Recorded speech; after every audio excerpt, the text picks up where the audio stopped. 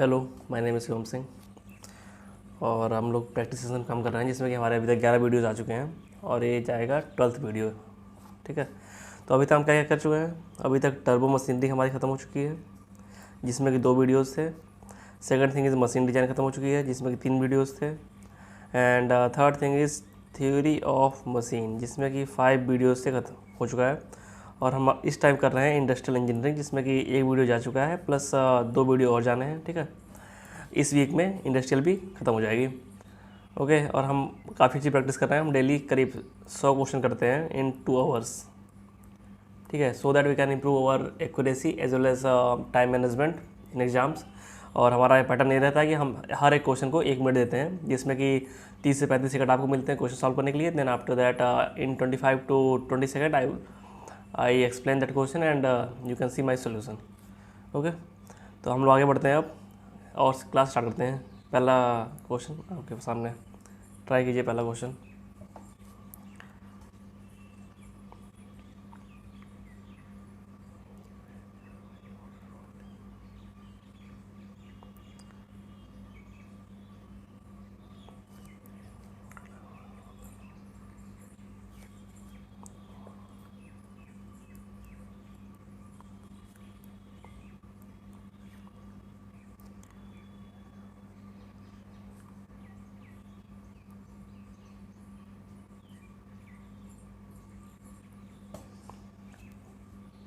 देखो इस क्वेश्चन में दिया हुआ है ना कि जो सेकंड स्टेटमेंट है, 2 activities can be identified by a same beginning and event. Same beginning and events, ये गलत है। कभी भी 2 एक्टिविटी ऐसे नहीं होगी कि मान लो ये पॉइंट, ये इवेंट है E1 E1 और E2 मान लो, तो कभी भी 2 एक्टिविटी ऐसे नहीं होंगी। ठीक है, ये गलत है, ये नहीं होता है कभी। तो सेकंड ऑप्शन को हम काटेंगे एंड सेकंड को काटते ही ये 3 ऑप्शन गए, 1 का बी हो जाएगा, फर्स्ट का बी। सेकंड ट्राई कीजिए।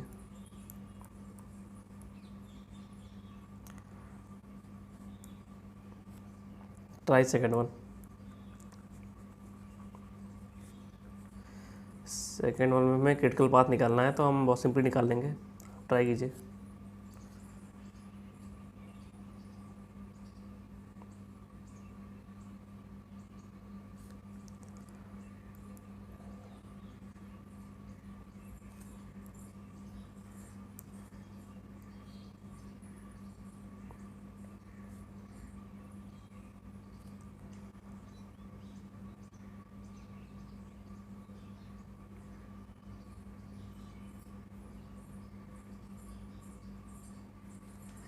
देखो इस क्वेश्चन में जो ये वाला क्रिटिकल पाथ है ना, 1 2 3 5 6 7 8 9, इसमें मैक्सिमम टाइम लग रहा है। आप देख लो 3 4 7 हो गया है यहीं पे, 3 4 7। फिर हमने देखा अगर 3 से 4 का डायरेक्टली हम इसमें जाते हैं या फिर हम ऐसे जाते हैं, इसमें ज़्यादा टाइम लग रहा है 5 6 7 में, तो हम इधर से जाएंगे फिर 5 6 7। फिर हम देखेंगे कि अगर हम 7 से 4 की तरफ मुड़ जाते हैं फिर 8 पे जाते हैं तो 5 दिन का टाइम लगेगा बस। और अगर हम 7 से 8 जाते हैं तो यहाँ 6 डेज़ का टाइम लगेगा। तो हम सीधे इधर जाएंगे फिर इधर। ठीक है, तो आपका हो गया 1 2 3 5 6 7, 1 2 3 5 6 7 8 9। Answer should be B. Third number try कीजिए।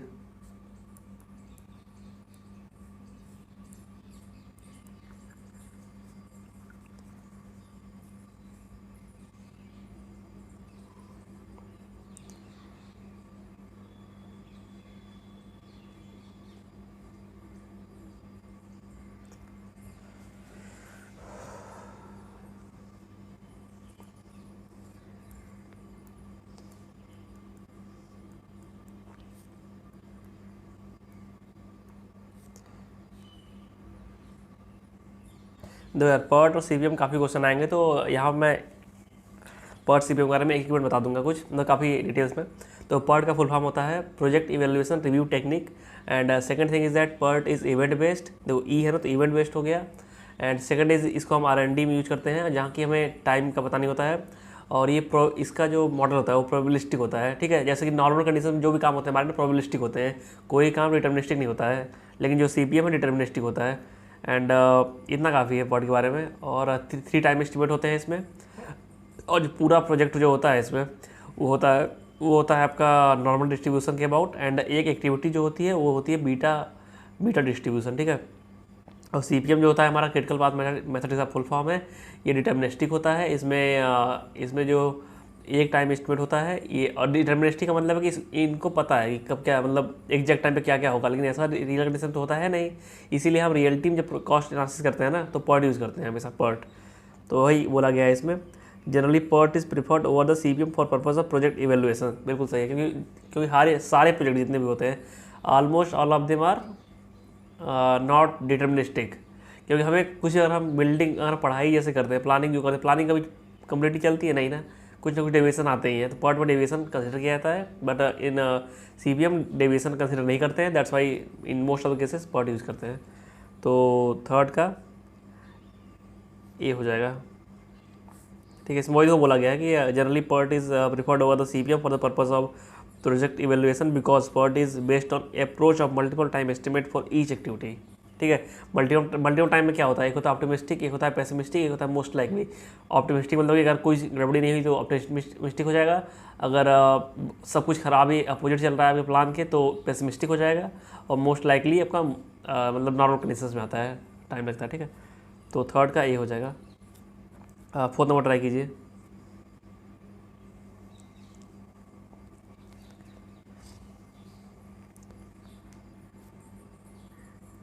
फोर्थ नंबर ट्राई कीजिए।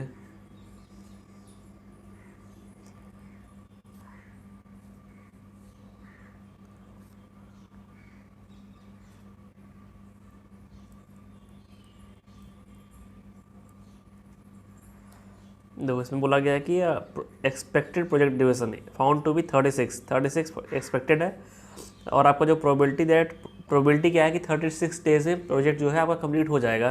तो एक फार्मूला होता है जेड का, देखो ये, तो T minus T S upon sigma, तो 36 माइनस 36 अपॉन सिग्मा, तो ये जीरो हो गया, तो जीरो हमारा यहाँ पे होता है।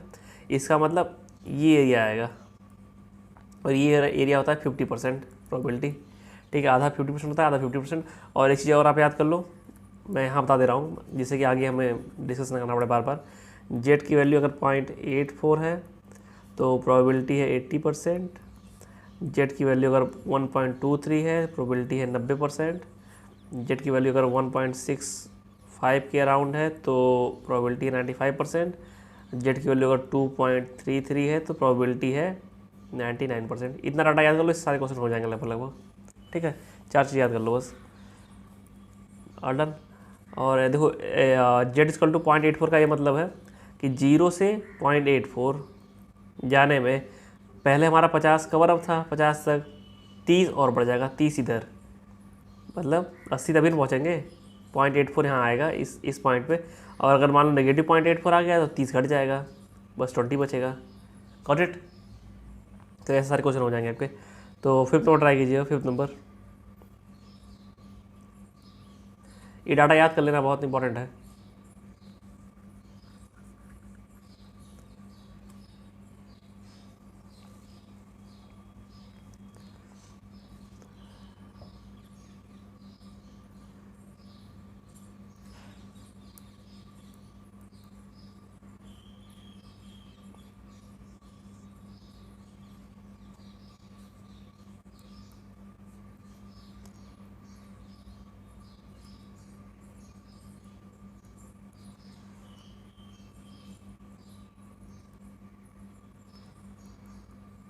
थोड़ी सी नॉइज है यार, उसको आप ध्यान मत देना, उसको इग्नोर करना है, ट्राई टू इग्नोर दैट। तो देखो वेरिएंस जो होता है वो स्टैंडर्ड डेविएशन का स्क्वायर होता है, और अगर कोई प्रोजेक्ट है जिसमें कि मल्टीपल एक्टिविटीज़ हैं तो अगर क्रिटिकल पाथ के लॉन्ग या फिर किसी पाथ के लॉन्ग जो हमारी स्टैंडर्ड डेविएशन आता है हम इसी तरह कैलकुलेट करते हैं, ठीक है, इसी तरह। तो ये कैसे लिख सकते हैं हम, सिग्मा स्क्वायर बराबर पूरा उतार दीजिए, और every sigma 1 square plus sigma 2 square, ये वेरिएंस ही है ना, variance of 1, variance of 2, variance of 3। तो इनका यही कहने का मतलब है कि यही लगाना है, ए टू ई में आपको स्टैंडर्ड डेविएशन निकालना है, तो वेरिएंस का आप समेशन कर देंगे, वेरिएंस दिया हुआ है यहाँ पे, वेरिएंस का समेशन करके रूट ले लेंगे तो आ जाएगा आपका। तो 4 + 16 + 4 + 1, तो ये आपका आ जाएगा 5 फिफ्थ का। तो आंसर लिख लीजिए आप, फोर्थ का आंसर आपका आया था सी। फिफ्थ का आपका आंसर आया है सी, ठीक है। हाँ सही है दोनों आंसर्स। उनके पीछे बना लेता हूँ मैं, पीछे क्या था, बी बी ए था ना, बी बी ए से है। अब 6 नंबर ट्राई कीजिए, ट्राई क्वेश्चन नंबर 6। तो इसमें क्वेश्चन बहुत सिंपल ही होंगे, बहुत टाइम नहीं लगता है इस क्वेश्चन में, 15 या 20 सेकंड, इससे ज़्यादा नहीं लगता है, ठीक है। तो आप उतना ही लगाइए, आपको उतना टाइम मिलेगा अभी बस।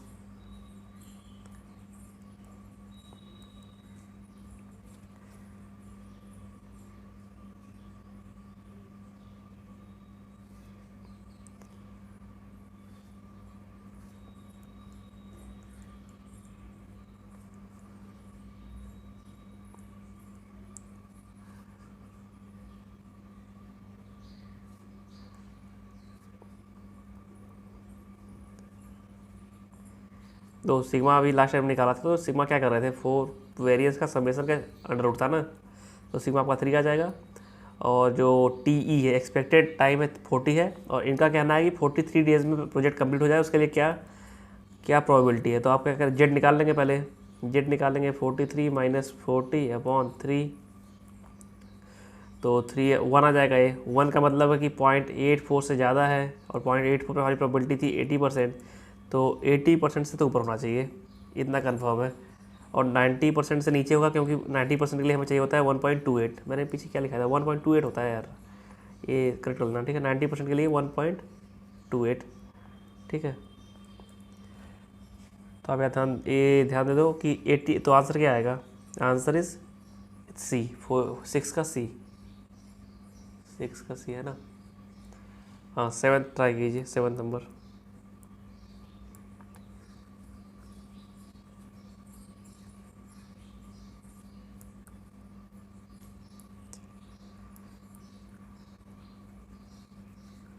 Try 7th number.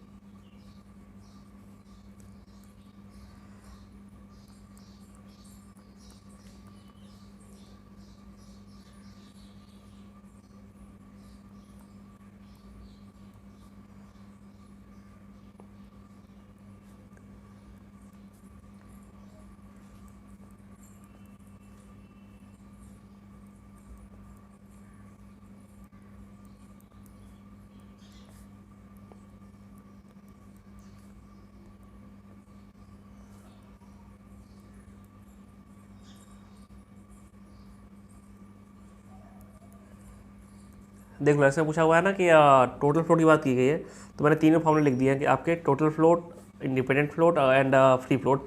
एक ही जान लो आप कि अगर टोटल फ्लोट निकाल रहे हैं,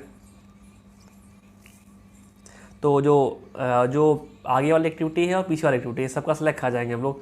टोटल फ्लोट में क्या होता है कि टोटल फ्लोट में, एक मिनट मैंने गलत लिख दिया क्या, हाँ एक minute, I have written wrong.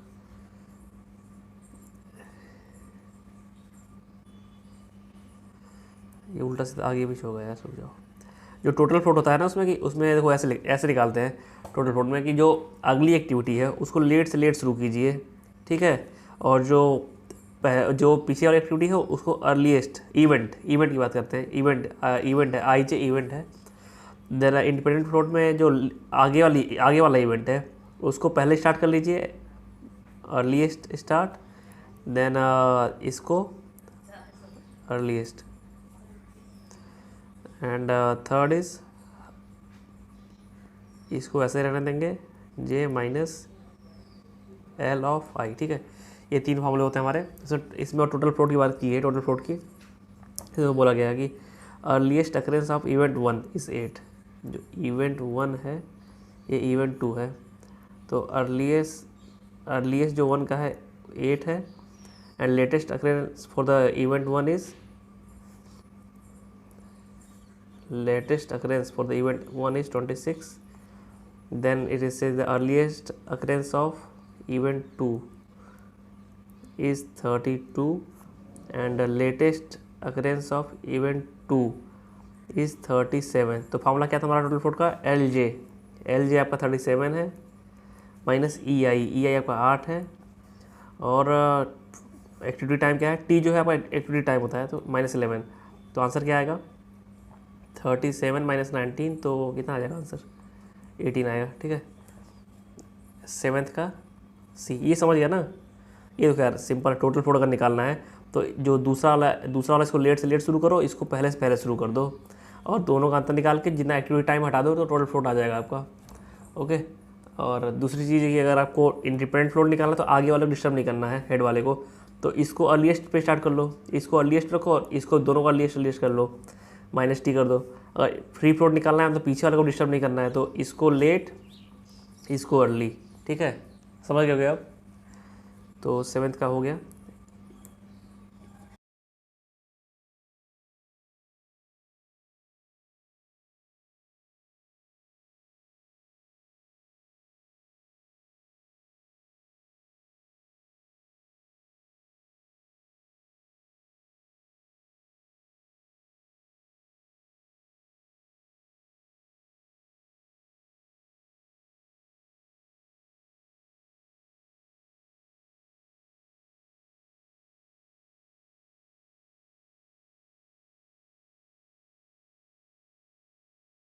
Question number आप ट्राई कीजिए 48 नंबर, क्वेश्चन नंबर 8 ट्राई कीजिए।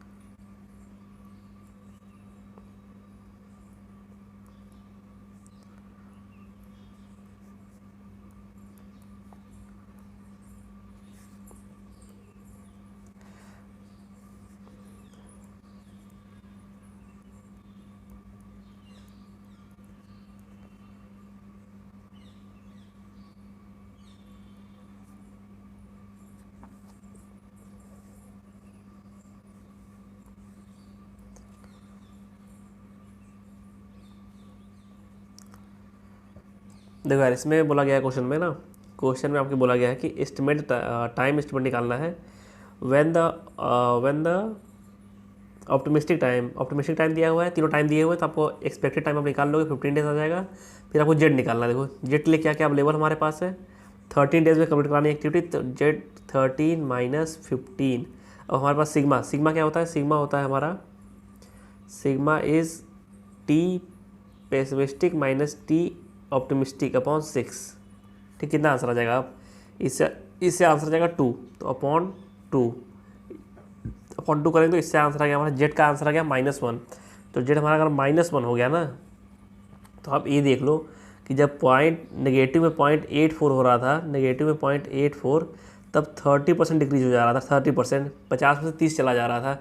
तो अगर -1 चला जाएगा तो मतलब 30 से ज़्यादा जाएगा ऑब्वियस, मतलब 30 से ज़्यादा, तो 30 से ज़्यादा जब जाएगा 50 में से अगर हम 30 से ज़्यादा डिक्रीज़ करेंगे तो आपको 16 के आसपास आंसर आएगा, 16। ठीक है, तो 8 का ए। 9th नंबर ट्राई कीजिए।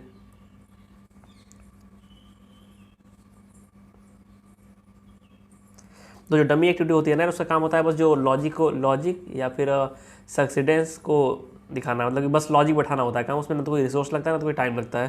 तो 9th का आपका डायरेक्टली आंसर हो गया, क्या आंसर होगा 9th का, सेटिस्फाई प्रेसिडेंस रिक्वायरमेंट। मतलब देखो ये बस रिलेशनशिप स्टेब्लिश करता है, ये ना तो रिसोर्स कंज्यूम करता है ना तो टाइम कंज्यूम करता है।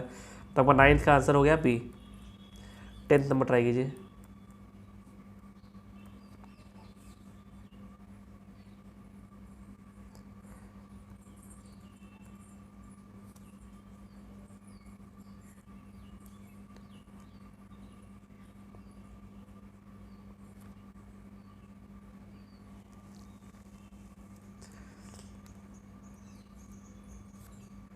तो टोटल फ्लोट में क्या मैंने बताया था कि जो अगला इवेंट हो लेट से लेट हो और ये वाला इवेंट पहले से पहले हो। ठीक है, तो इन दोनों का डिफरेंस माइनस जो एक्टिविटी का टाइम होता है, तो 37 - 8 माइनस एक्टिविटी का टाइम क्या हो गया 11।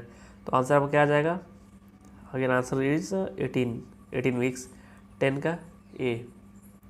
ओके, 10 का ए, 9 का बी एंड 8 का ए। सही है। अब आप ट्राई कीजिए 11th number, try 11th number.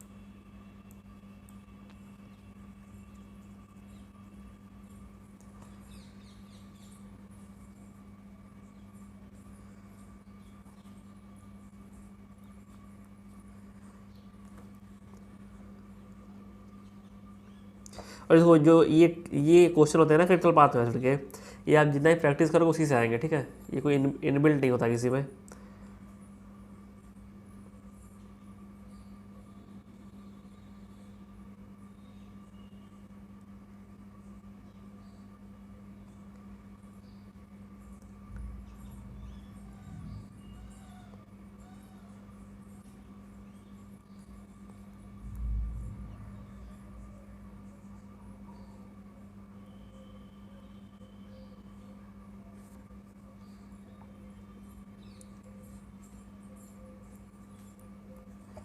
देखो ये क्वेश्चन जो है क्रिटिकल पाथ मेथड का, सिंपली देखो आप ए से पहले देखोगे ए से आगे बढ़ना कि कैसे बढ़ेगा। सबसे लॉन्गेस्ट पार्ट क्या मिल रहा है, ए से बी गए 5 दिन, बी से सी आ जाएंगे फिर 5 या 9 दिन। तो ए से डी आप पहुंच रहे थे इस रूट के थ्रू 3 दिन में, लेकिन अगर इस रूट के थ्रू आते हैं आप तो पहुँचेंगे 9 दिन में। फिर इसके बाद आपको देखना है कि यहाँ से एच पहुँचना है, तो एच आप एक तो ऐसे पहुँच सकते हो तो 17 दिन लगेगा, एक ऐसे पहुँच सकते हो 18 दिन लगेगा, लेकिन एक तरीका ये है कि ऐसे जाइए ऐसे फिर ऐसे, ठीक है। तो ये लॉन्गेस्ट लग रहा है इसमें, लॉन्गेस्ट टाइम इसमें लग रहा है, तो यही वाला आप चूज करेंगे। और ये एड ऑन करने पे 30 डेज आ रहा है आंसर, ठीक है। सी, तो 11th का सी। 12th नंबर ट्राई कीजिए।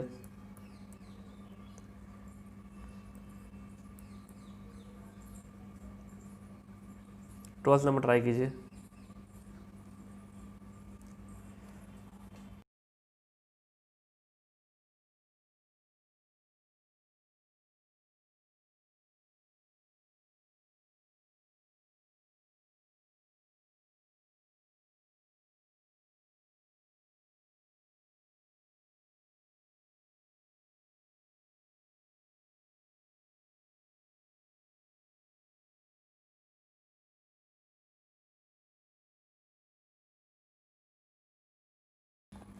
तो देखो 12th नंबर ट्राई कीजिए आप।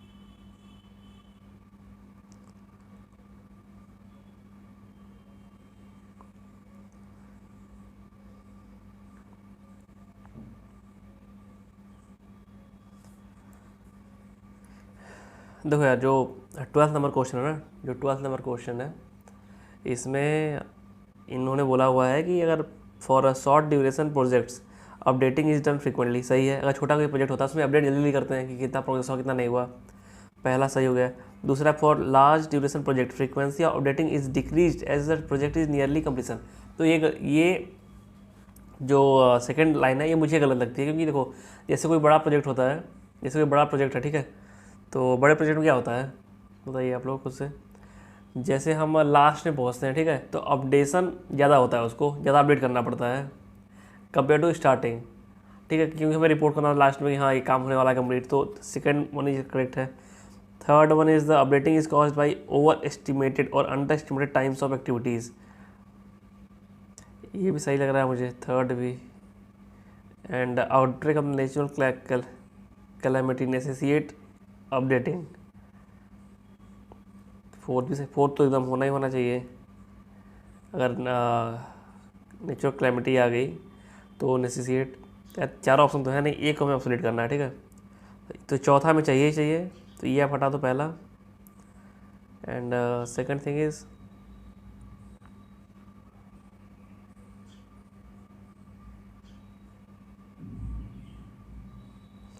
और ये जो होता है updating is caused by over estimated और under estimated times of activities, ये भी हमें चाहिए ही चाहिए, ठीक है, ये भी हमें चाहिए ही चाहिए।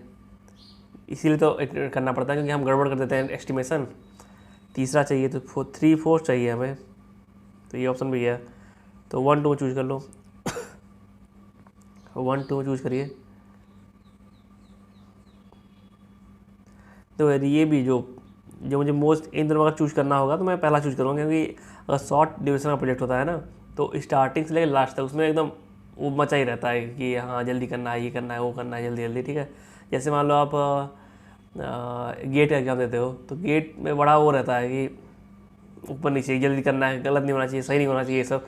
अगर आप ESC दे रहे हो तो आप बड़े काम माइंड से चलोगे, काम माइंड से एकदम। आपको प्री देना है, फिर मेंस देना है, फिर इंटरव्यूज़ देना है। आप कहीं गड़बड़ भी होते हो तो आगे जाके सही कर लोगे।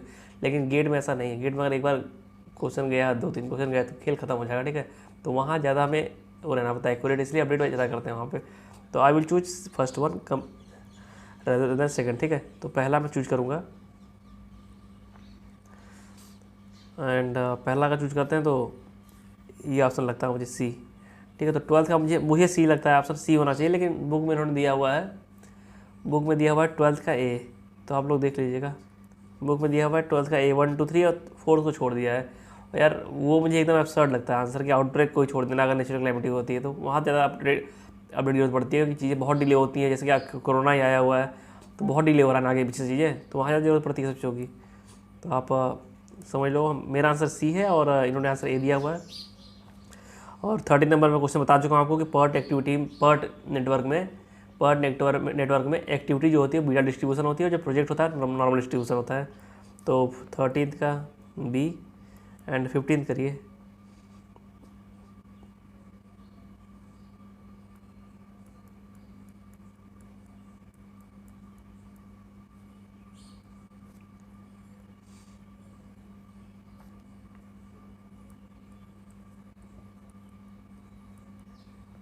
देखो ये फॉर्मूला अभी बताया था मैंने, TO + 4TM + TP/6, तो ये 10.33 आएगा इससे आंसर। तो 14th का आप 15 नंबर ट्राई कीजिए।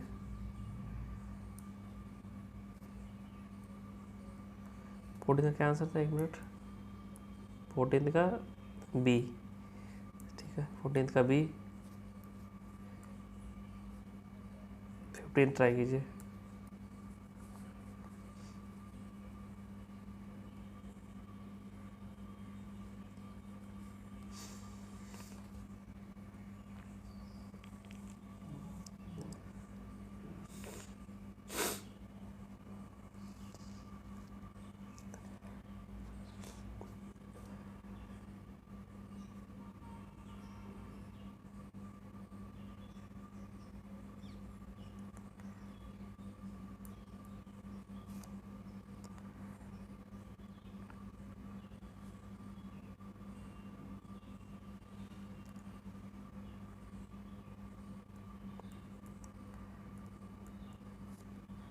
तो इसमें जो मुझे क्रिटिकल पाथ लग रहा है वो आपका लग रहा है 1 2 3 4 6, ओके। तो 1 2 3 4 6 है। तो इसमें आपका जो टाइम आ रहा है, एक्सपेक्टेड टाइम, वो आ रहा है आपका 20 डेज़। तो इन्होंने कहा है कि हमें 24 दिन में कंप्लीट करना है। तो हम जेड निकालना शुरू करेंगे, जेड, और हमारा वेरिएंस दिया है 4, तो सिग्मा हो जाएगा 2, तो जेड आ गया 2, ठीक है। और हमने ये पढ़ रखा है कि 1.64 पे 90 कितना होता है, 95%, ठीक है। तो 2 पे कितना हो जाएगा, 95 से ऊपर ही होगा, ऑब्वियस सी बात है। तो 95.4 तो होगा नहीं, ज़्यादा ही होगा 97.7, क्योंकि हमारा 2.33 होता है 99% एंड 1.6 पे होता है 95%। तो और यहाँ बात की जा रही है 2 की, तो यहाँ ऑब्वियस सी बात है 97.7 तक हम लोग जाएंगे, ठीक है। B वैसे हमारा चार्ट होना चाहिए, अगर चार्ट नहीं है तो हम अप्रॉक्सीमेट आइडिया ले सकते हैं और आंसर दे सकते हैं। उसमें घबराना मतलब डर नहीं जाना है कि चार्ट ही नहीं है कैसे सॉल्व करें। 16 नंबर ट्राई कीजिए।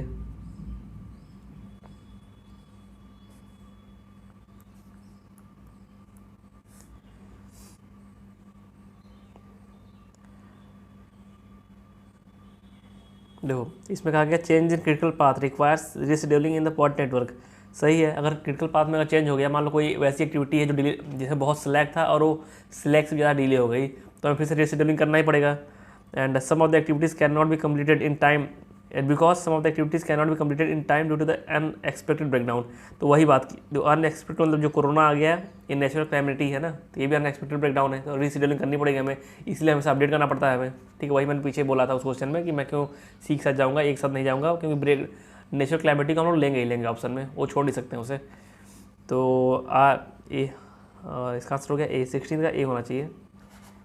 मैं चला लेता हूँ मैं 13 का B B D B B B D, 15 का डी दिया है, 15 का डी दिया है यार, तो मैंने गलत कैसे मार दिया।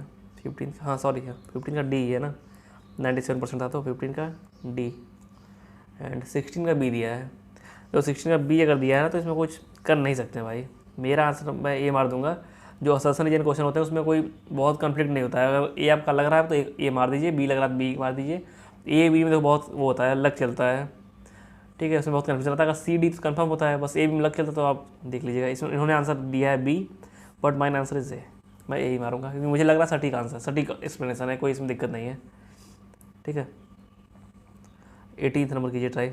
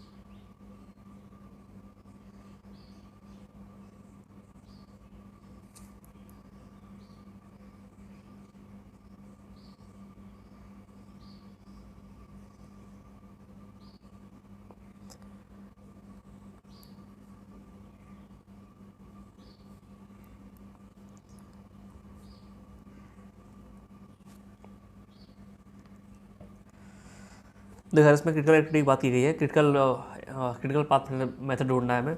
तो सिंपल है कि 1 से 12 जाइए आप, 16 दिन हो गए। 12 से 16 जाइए, 7 दिन और, 16 17 देखो अगर ऐसे जाते हैं तो 18 दिन लगते हैं हमें, और ऐसे जा रहे हैं तो हमें लग रहा है 23 दिन। तो हम इसी जाएंगे 1 12 16। देन हम देखेंगे कि हमें पहुँचना है 28 तक। अब 28 से पहुँचने के 3 तरीके हैं। 3 तरीके क्या क्या हैं? अब 24 के थ्रू जाइए, 20 के थ्रू जाइए या डायरेक्ट जाइए। तो 24 के थ्रू जाने में 19 दिन लग रहे हैं, बट 20 के थ्रू जाने में 23 दिन, और 16 से 28 डायरेक्ट जाने में 20 दिन।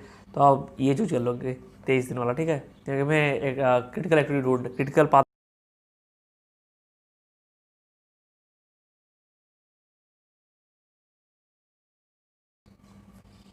तो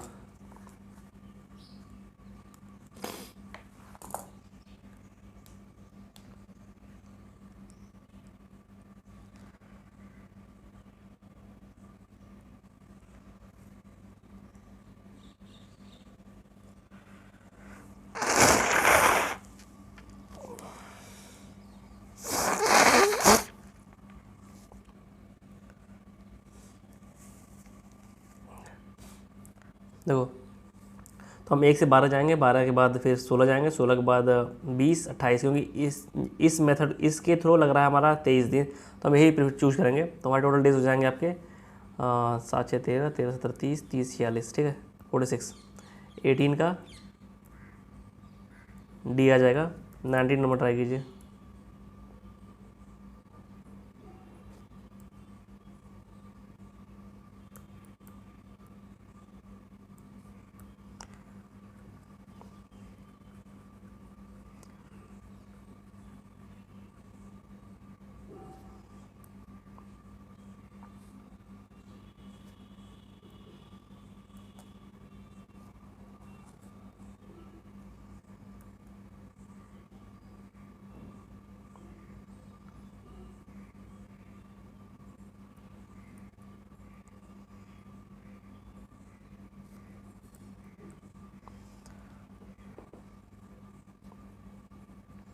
तो जो पार्ट में बोला गया है कि कौन से स्टेटमेंट पार्ट के अकॉर्डिंग सही हैं, ठीक है। तो it consist of activities with uncertain time of race, सही है क्योंकि 3 टाइम हम लेते हैं इसीलिए। This is evolve from the Gantt chart, तो ये मुझे नहीं पता यार, एक कन्फ्यूज़न में है। तो पहला सही है, तो पहला होना चाहिए था, इन दोनों में आंसर होगा। तो आप तीसरा छोड़ ही दो, क्योंकि तीसरा छोड़ ही दो आप, मतलब चेक करना। तो आप 4 चेक करिए। There can be more than 1 critical path, हाँ 4 भी सही है। तो 1 4 मिल गया, मैं आंसर ये मार दूंगा और आगे बढ़ जाऊँगा, ठीक है। हमें आंसर मिलने से मतलब आंसर हमारा मिल गया, हम आगे बढ़ेंगे। 20th नंबर कीजिए ट्राई।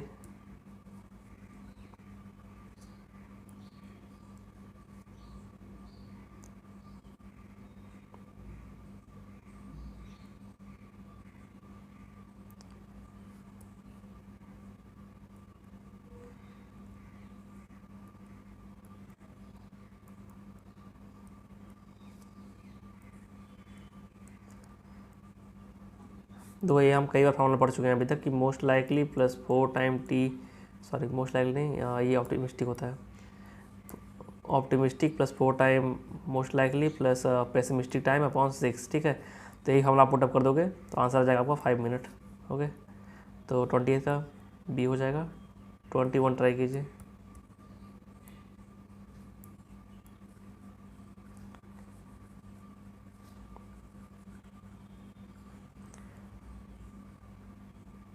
देखो एक चीज़ जान लो आप, जो क्रिटिकल पाथ मेथड होता है ना, इसमें 2 स्टेटमेंट आते हैं, 2 स्टेटमेंट, बहुत ध्यान से सुनना इस टाइम, ठीक है।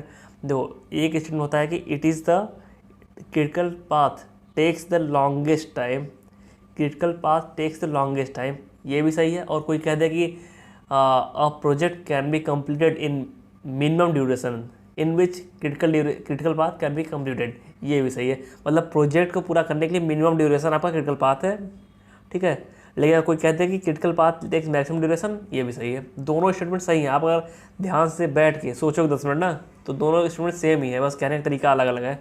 ओके, तो इसमें बी ऑप्शन आएगा, critical path takes the maximum time but a project can be completed in minimum time that is taken by the critical path. Okay, तो 21 का बी। 22 नंबर में बता चुका हूँ टोटल फ्लोट के बारे में। टोटल फ्लोट के बारे में बता चुका हूँ कि जो अगली एक्टिविटी है, जो अगली एक्टिविटी है वो लेट से लेट शुरू हो, और जो पहली एक्टिविटी है वो पहले से पहले शुरू हो जाए, माइनस टी आई जे। तो कहाँ मिल रहा है, ये मिल रहा है आपका डी ऑप्शन में। तो 22 का डी।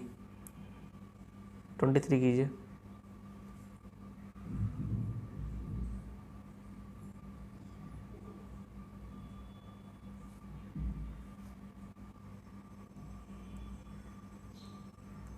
तो इसमें बोला गया है कि पर्ट इज, मैं बता चुका हूँ पर्ट इज इवेंट ओरिएंटेड, तो सी में हो जाएगा एक्टिविटी ओरिएंटेड, तो पहला सही है।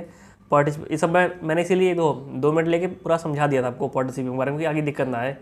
तो second is PERT is probabilistic, C P M is deterministic, ये भी सही है। Levelling and smoothening are the technique related to the resource scheduling in the C P M, इसका कोई मतलब नहीं है, इसका कोई मतलब नहीं है, ठीक है। तो ओनली 1 and 2। 23 का बी। 24 ट्राई कीजिए।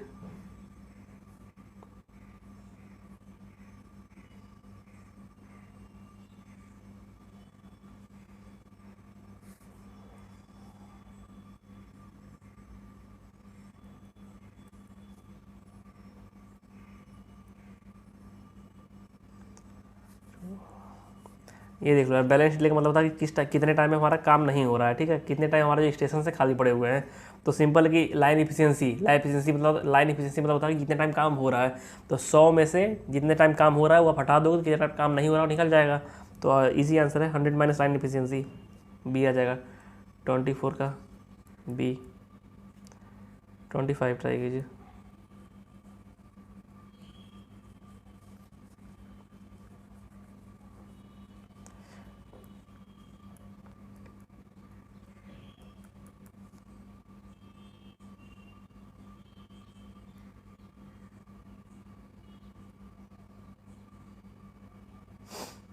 दो चीज़ हम डिस्कस कर चुके हैं अभी तक। डमी एक्टिविटी के बारे में हम डिस्कस कर चुके हैं कि ये बस रिलेशन को एस्टेब्लिश करता है, रिलेशन को। तो construction only to establish sequence, A का 3 हो गया। और पर्ट एक्टिविटी के बारे में हम बात कर चुके हैं कि ये इट फॉलोज बीटा डिस्ट्रीब्यूशन, तो सी का 1 हो गया। तो आपको ऐसा एक ही ऑप्शन मिल रहा है बस, ए, ठीक है। तो 25 का ए हो जाएगा। 26 ट्राई कीजिए।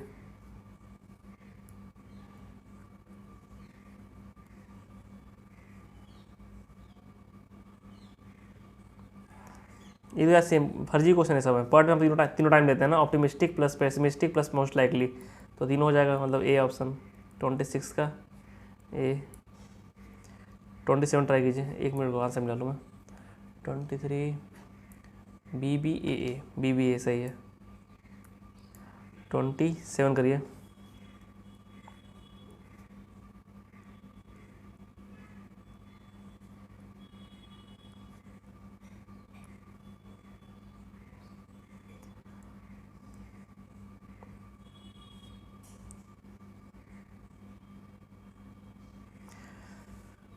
तो ये हम डिस्कस कर चुके हैं, probabilistic deterministic pot event CPM activity discuss कर चुके हैं। ये पता नहीं क्या है, ये अभी तक नहीं पढ़ा हुआ है, लेकिन हमने फोर्थ स्टेटमेंट जब देखा ना, in CPM crashing is carried out. हाँ, सीपीएम हम क्रैशिंग करते हैं जो हमारा प्रोजेक्ट होता है उसको ड्यूरेशन को कम करने के लिए एट द मिनिमम कॉस्ट। ठीक है, हमारी कॉस्ट नहीं बढ़नी चाहिए लेकिन ड्यूरेशन घट जाना चाहिए। वो एक लंबा कॉन्सेप्ट है, डायरेक्ट कॉस्ट और इनडायरेक्ट कॉस्ट का, समझाया था मेरे को। जो देखो, अगर कोई प्रोजेक्ट चल रहा है ना तो उसमें 2 टाइप कॉस्ट आती है, direct cost, indirect cost. Direct cost में क्या है, direct material, direct expenses and direct labour. और इनडायरेक्ट में क्या आएगा, indirect material, indirect labour, indirect expenses. Indirect material क्या होता है, जैसे कि आप ग्रीस लगाते हो, लुब्रिकेंट लगाते हो, जूट लगाते हो, कॉटन लगाते हो। इनडायरेक्ट लेबर क्या है, इनडायरेक्ट लेबर होता है आपका सीईओज होते हैं, जो ऑफिसर्स होते हैं, इनडायरेक्ट लेबर होते हैं। और इनडायरेक्ट एक्सपेंसेस क्या होते हैं, जैसे कि आपकी ज़मीन है, ज़मीन लगी हुई है ना कोई प्लांट बैठाने में, तो इनडायरेक्ट एक्सपेंसेस है।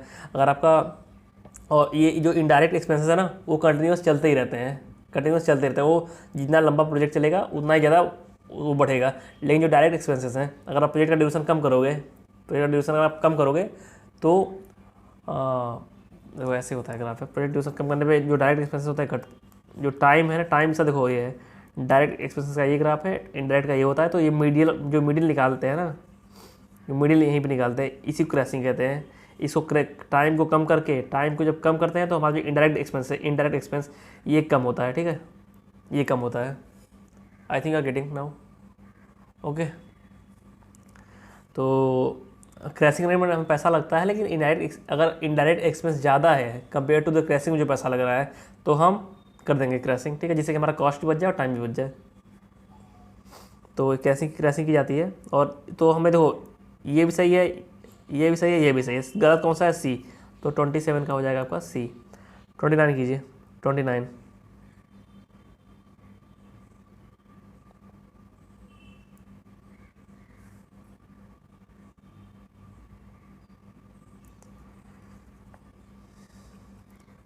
तो ये क्वेश्चन आ गया आपका फिर से स्लैक वाला।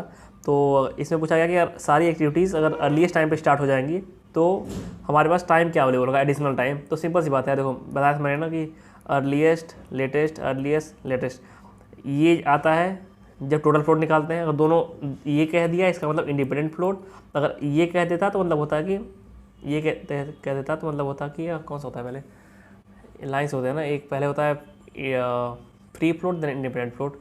तो आपका ये वाला होता है फ्री फ्लोट शायद ना, फ्री सी 28 का सी है ना, सी। हाँ, ये होता है फ्री फ्लोट ये वाला, और ये वाला होता है आपका इंडिपेंडेंट फ्लोट। ऐसा आप याद कर लो, ठीक है। तो आंसर हो जाएगा सी, 28 का सी। 29 करिए,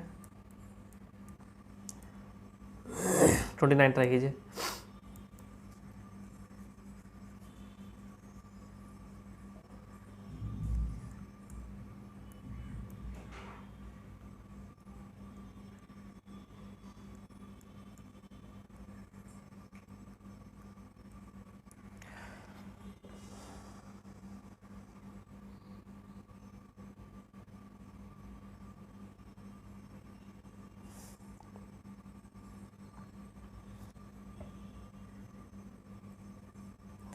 तो ये क्वेश्चन देख लो, इन्होंने कहा है कि जो हमारा क्रिटिकल पाथ है उसके अलॉन्ग 20 मंथ में काम हो रहा है, लेकिन हमारा स्टैंडर्ड डेविएशन दिया हुआ है 4, सॉरी स्टैंडर्ड डेविएशन 4 दिया हुआ है, हमारा स्टैंडर्ड डेविएशन 4 दिया हुआ है। तो आप जेड निकाल लोगे, 24 - 20/4, हमें 24 मंथ में कंप्लीट करना है। तो आपका जेड आ जाएगा, जेड आपका आ जाएगा 1। तो 0.84 पे जो हमारा चांसेस थे 80% थे, इसका मतलब 1 पे कितने होंगे, 80 से ज़्यादा होंगे, दैट इज़ 84.2। तो 29 का सी हो गया। 30 नंबर ट्राई कीजिए, 30 नंबर।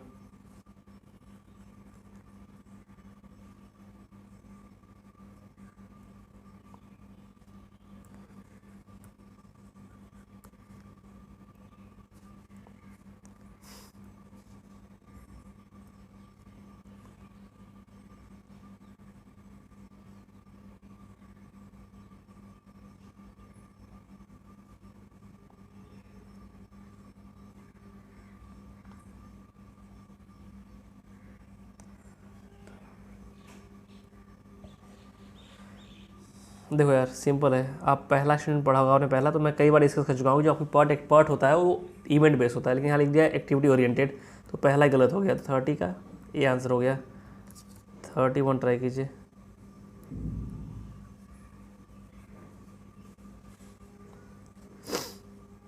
ये तो यार काफ़ी बार क्वेश्चन आ चुका है अब, कि पहले लिख देंगे optimistic plus 4 time most likely plus pessimistic. ये पॉसिबल नहीं है कि पेसिमिस्टिक कम हो मोस्ट लाइकली ज़्यादा हो, लेकिन अब ठीक है इन्होंने दिया तो मारेंगे। अब 6 करेंगे, कितना आंसर आ रहा है? 40 41 51 6। तो आपका 8.5 आ गया आंसर, ठीक है। डी 31 का डी। तो 32 ट्राई कीजिए, 32 नंबर ट्राई कीजिए। अब ट्राई क्वेश्चन नंबर 32।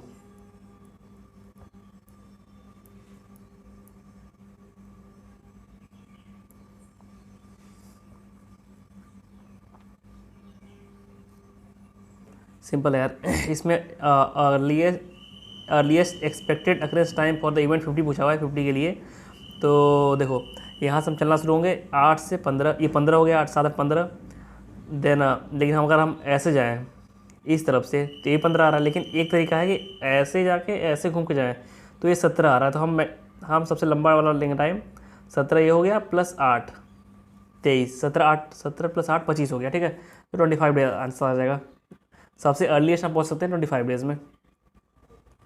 ओके, कुछ लोगों को यही लग रहा होगा सिर्फ गलत है, ये सब गलत है। अर्लीस्ट मतलब ये थोड़ी होता कि आप पहले पहले पहुँच जाओ, एक्टिविटी कंप्लीट होनी चाहिए ना। जैसे अगर हमें 40 से 50 जाना है तो सारा पीछे कंप्लीट होना चाहिए, ठीक है, सारा सब कुछ।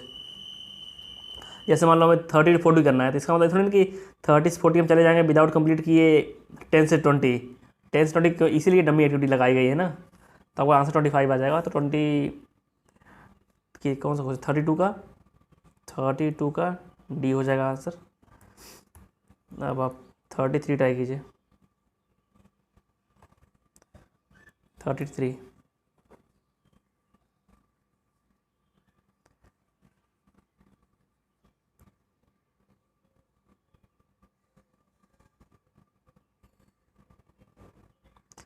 देखो मैंने अभी क्रैशिंग के बारे में बताया था ना। क्रैशिंग में क्या करते हैं, प्रोजेक्ट का ड्यूरेशन कम करते हैं। प्रोजेक्ट ड्यूरेशन कब कम होगा? जब हम क्रिटिकल एक्टिविटी जो है जिसमें बिल्कुल सिलेक्ट नहीं है उसका टाइम कम कर दें, तो जो हमारा प्रोजेक्ट का ड्यूरेशन है वो कम हो जाएगा। That's why answer is one और मोर क्रिटिकल एक्टिविटीज़ को क्रैश कर दें। तो 33 का बी। 34 करिए।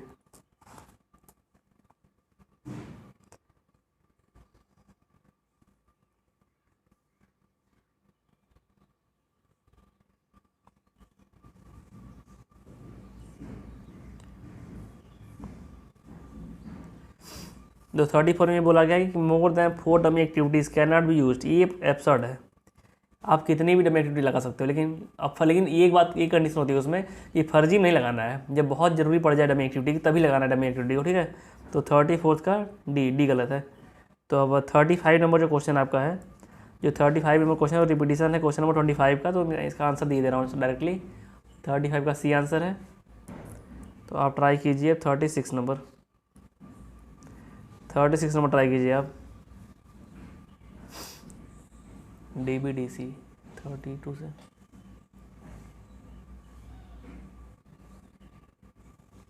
ट्राई कीजिए आप।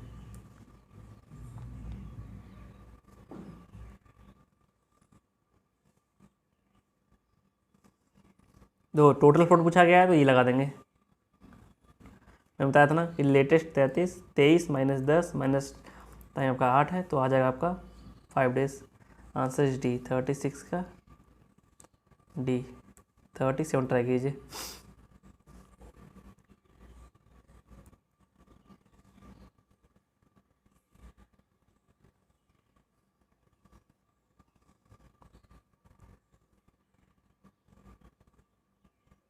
तो उसमें पहला स्टेटमेंट ने सही दिया हुआ है। पहला स्टेटमेंट उन्होंने बोल दिया कि एक्टिविटी जो होती है बीटा डिस्ट्रीब्यूशन होती है, और जो हमारा जो प्रोजेक्ट होता है नॉर्मली डिस्ट्रीब्यूशन होता है। तो 37 का ए डायरेक्टली आंसर हो जाएगा।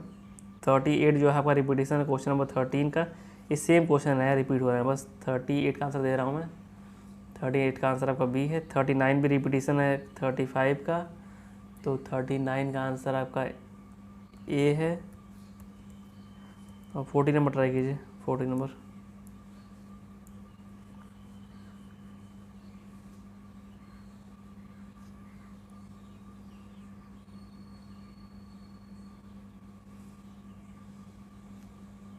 ये भी क्वेश्चन रिपीटेशन है कि एक क्वेश्चन का, ठीक है, मैं लिखा नहीं, रिपीटेशन है। 40 नंबर का आंसर बी दिया है, लेकिन मैं ये मारूंगा इसमें 41 जो है,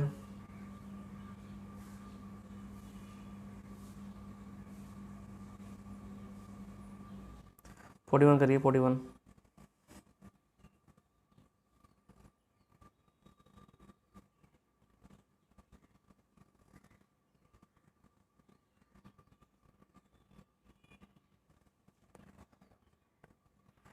तो कुछ लोग इसमें चले जाएंगे बीटा एक्टिविटी में, लेकिन इसमें तो साफ साफ बोला गया नेटवर्क के बारे में। अगर नेटवर्क की बात की गई है मतलब पूरे प्रोजेक्ट की बात की गई है, प्रोजेक्ट की बात की गई है, इसका मतलब हम लेंगे बीटा नॉर्मल डिस्ट्रीब्यूशन, ठीक है। तो 41 का, इसलिए मैंने इसको कट नहीं किया था, ये भी रिपीटेड क्वेश्चन एक तरीके से, बस मैं हल्का सा एक्सप्लेन करना चाह रहा था। ये 42 नंबर कीजिए, 42 नंबर।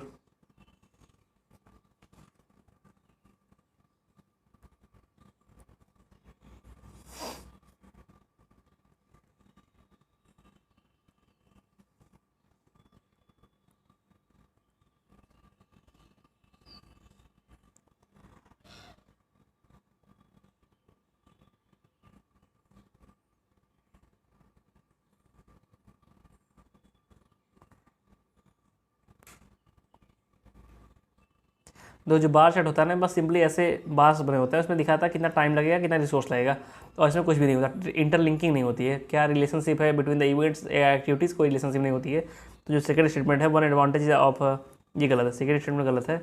तो 42 का हो जाएगा सी। 43 ट्राई कीजिए।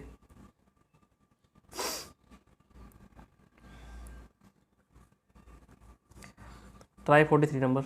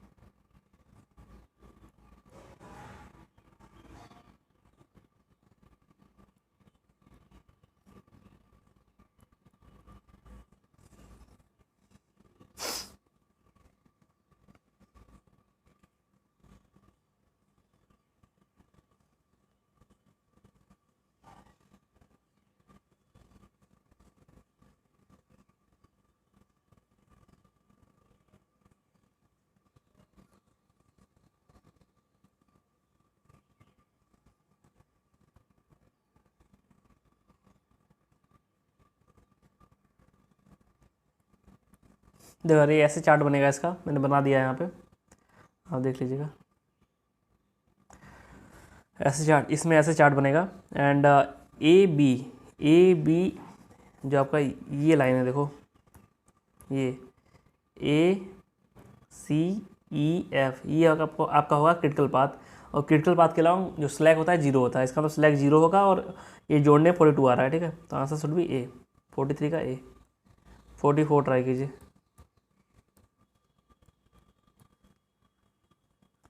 Forty four number.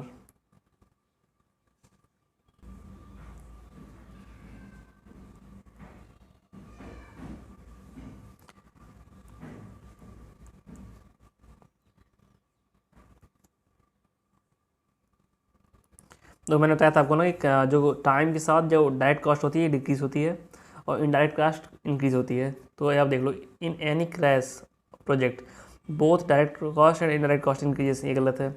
Indirect cost increases and direct cost decreases, गलत है। मतलब हम टाइम कम करते हैं ना, उल्टा जाते हैं, इसका मतलब इनडायरेक्ट कॉस्ट कम होता है, इन डायरेक्ट कॉस्ट इंक्रीजेस। हाँ, अपोजिट जाएंगे, इस साइड जा रहे हैं तो डायरेक्ट कॉस्ट देखिए अब इंक्रीज़ हो रही है, ना, और इनडायरेक्ट कॉस्ट डिक्रीज हो रही है। तो सी ऑप्शन सही है, ठीक है। तो 44 का सी, 44 का सी। तो ये चैप्टर हमारा खत्म हो गया पार्ट सी वाला। अब हम मूव ऑन करेंगे टू द क्यूइंग थ्योरी। तो क्यूइंग थ्योरी आप लगाइए। और क्यूइंग थ्योरी में एक चीज़ जान लो कि मल्टी सर्वर हमारे सिलेबस में नहीं है, multi server is not in the और सिलेबस।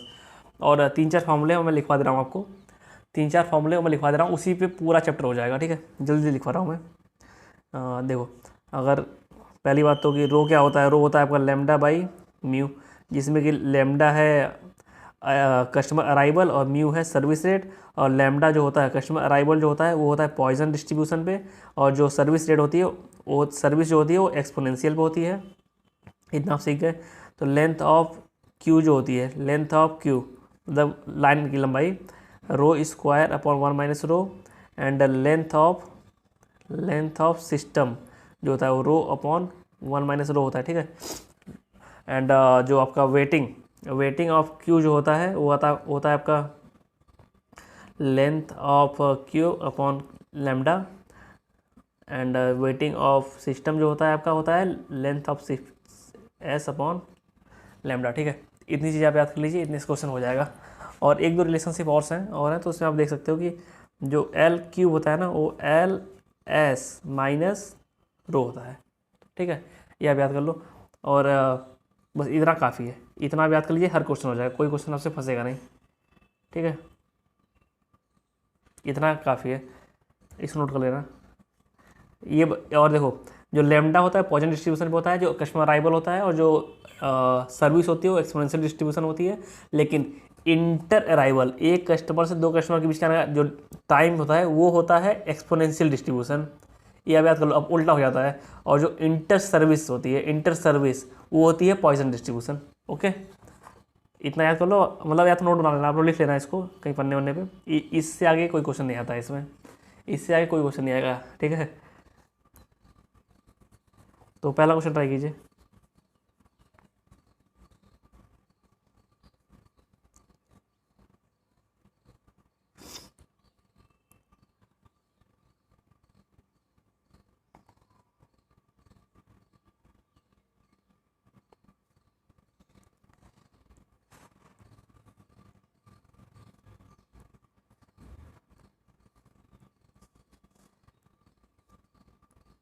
देखो, जो मैंने बोला ना कि सर्विस का जो होता है वो एक्सपोनेंशियल होता है, देखो ये आप देख लो, एक्सपोनेंशियल मतलब कि जो अगर बहुत ज़्यादा टाइम लगे, ऐसी प्रोबेबिलिटी कम, बहुत कम टाइम लगे, जिस टाइम यहाँ कम है ना, इसकी प्रोबेबिलिटी बहुत ज़्यादा होती है, ठीक है। और बहुत लंबा टाइम लगे किसी कस्टमर को, इसकी प्रोबेबिलिटी बहुत कम होती है, ये आप देख लो ना, ठीक है, ये आप जान लो। तो जो ये क्वेश्चन दिया हुआ है इसमें बोला कि this is partly because the exponential distribution has a property that smaller service time are inherently less probable, मतलब smaller service time is inherently less probable. ये गलत हो गया ना, हाई प्रोबेबल है, तो सी ऑप्शन का हो जाएगा, ठीक है। तो बी स्टेटमेंट गलत है, तो 1 का सी हो जाएगा। दूसरा क्वेश्चन ट्राई कीजिए। दूसरा जो है मल्टी सर्वर क्वेश्चन है, तो इसको छोड़ देते हैं, इसको नहीं करना है, फर्जी इसमें दिमाग मत लगाना है, नहीं करना है। तो दूसरे का ए ऑप्शन दे रहा हूँ मैं, किसी को अगर जानना हो जान ले, रट सकता है। तीसरा क्वेश्चन करिए अब, थर्ड क्वेश्चन ट्राई कीजिए।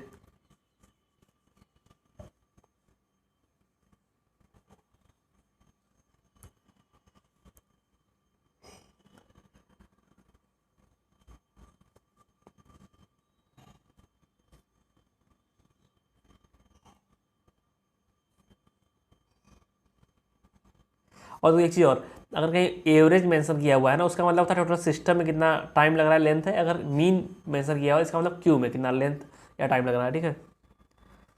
तो यहाँ एवरेज बोला है तो हम सिस्टम की बात करेंगे।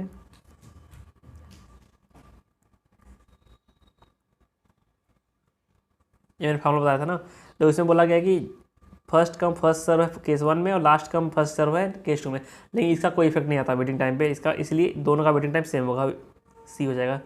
थर्ड का सी। फोर्थ नंबर ट्राई कीजिए।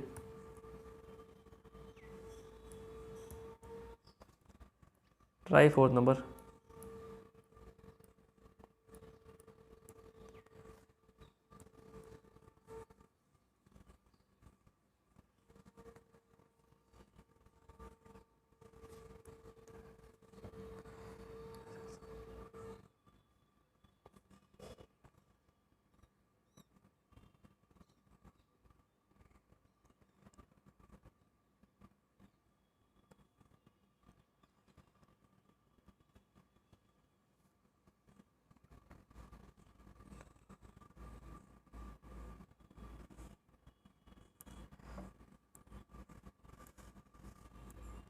अच्छा, मैंने एक गलत लिख दी थी, जो मैंने वहाँ लिखा हुआ था कि L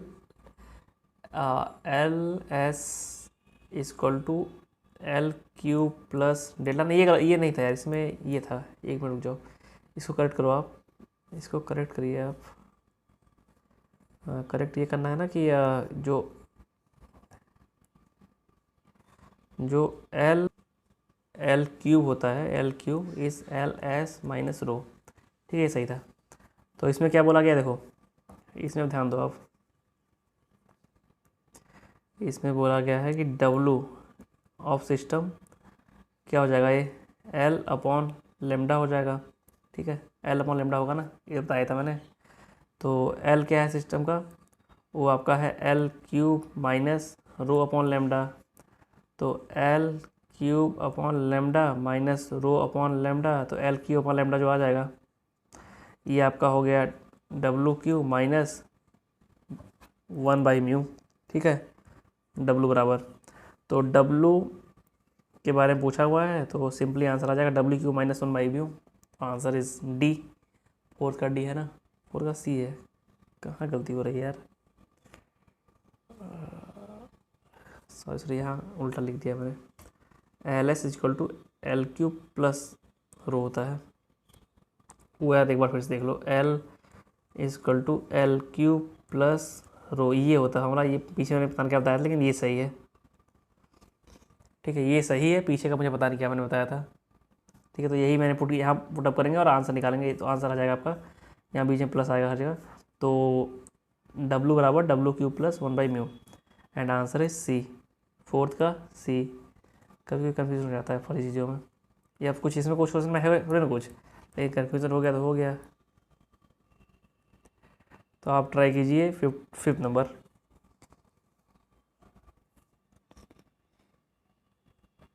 fifth number question try कीजिए।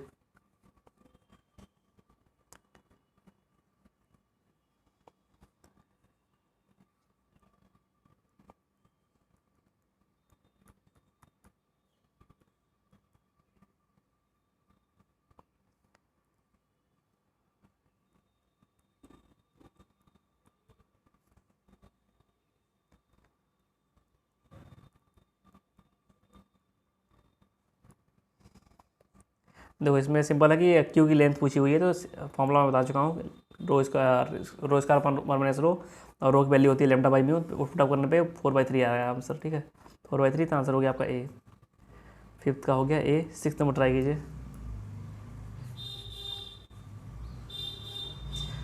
सिक्स नंबर ट्राई कीजिए।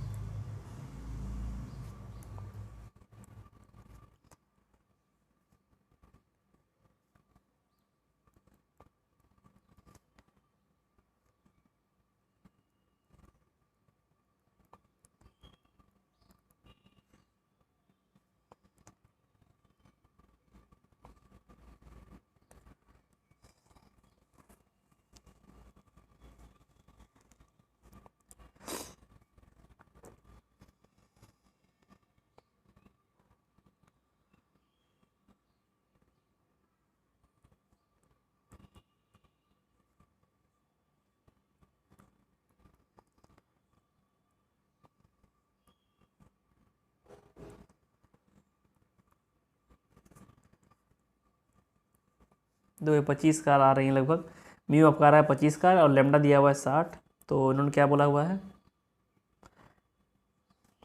कि ऑपरेशन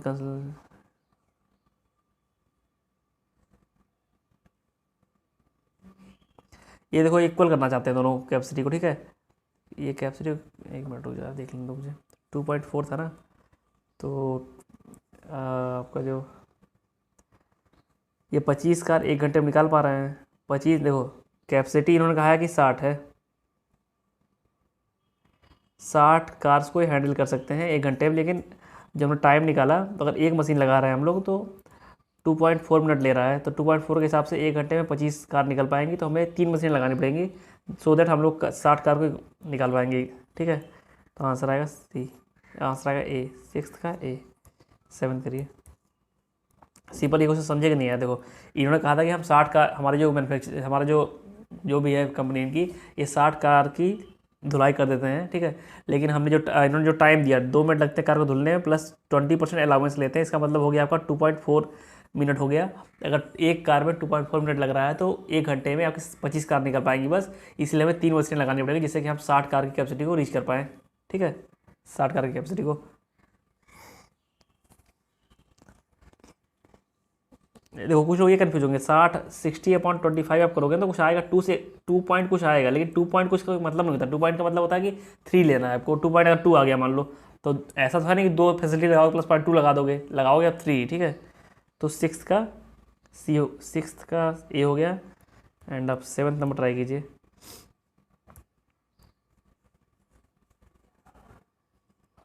ट्राई 7th नंबर।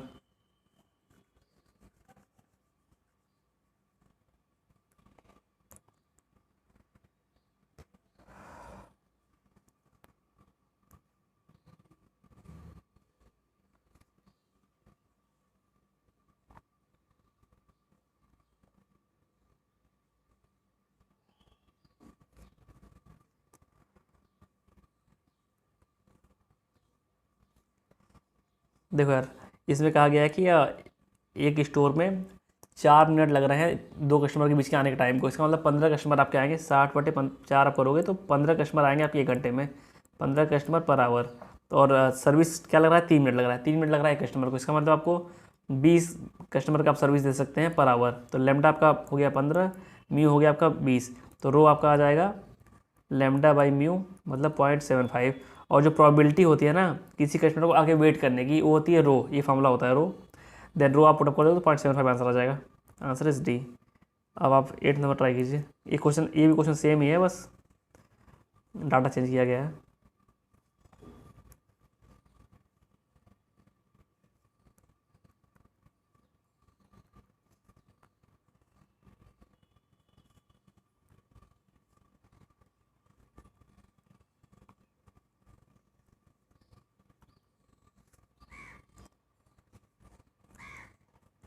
तो इसमें बोला गया है कि 10 मिनट लग रहा है एवरेज टाइम बिटवीन 2 कस्टमर्स। मतलब लेमडा 6 कस्टमर आएंगे आपके 1 घंटे में, ठीक है। तो 3 मिनट टाइम लग रहा है एक कस्टमर को सर्विस देने में, मतलब आप 1 घंटे में 20 लोगों को सर्विस दे सकते हो।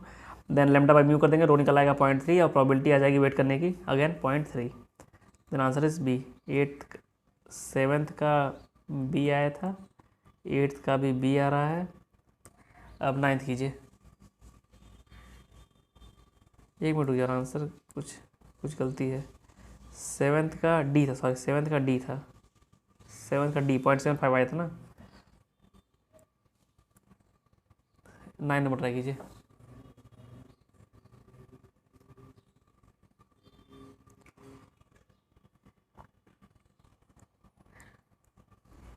तो अगेन ये क्वेश्चन सेम है। 60 को इनका कहना है कि 60 कार को हम वॉश कर सकते हैं, और उन्होंने टाइम बोला है कि 3 मिनट लग रहा है धुलने में कार को, 20 मिनट हम अलाउंस ले रहे हैं, मतलब 0.6 हो जाएगा, मतलब 3.6 लग रहा है एक कार में। तो 60 मिनट में कितनी कारें कर पाएंगे आप निकालो तो कितना आ जाएगा। ये आपका आ जाएगा कुछ मान लो 60 मिनट में आपका आ गया 600/6। इतनी कारें आप कर रहे हैं, 1 घंटे में, लेकिन हमें चाहिए 60। तो कितनी मशीन लगानी पड़ेगी, बस सिंपली डिवीज़न कर देंगे हम लोग। तो 60/100/6 कर देंगे, ठीक है। तो कितना एन कितना आएगा, तो आपका एन आ जाएगा 3.6 आएगा एन। इसका मतलब 4 हमें लगाने पड़ेंगे, 4 मशीनें, ठीक है। 4 machine should be installed. 9th का बी हो गया। 10th नंबर ट्राई कीजिए।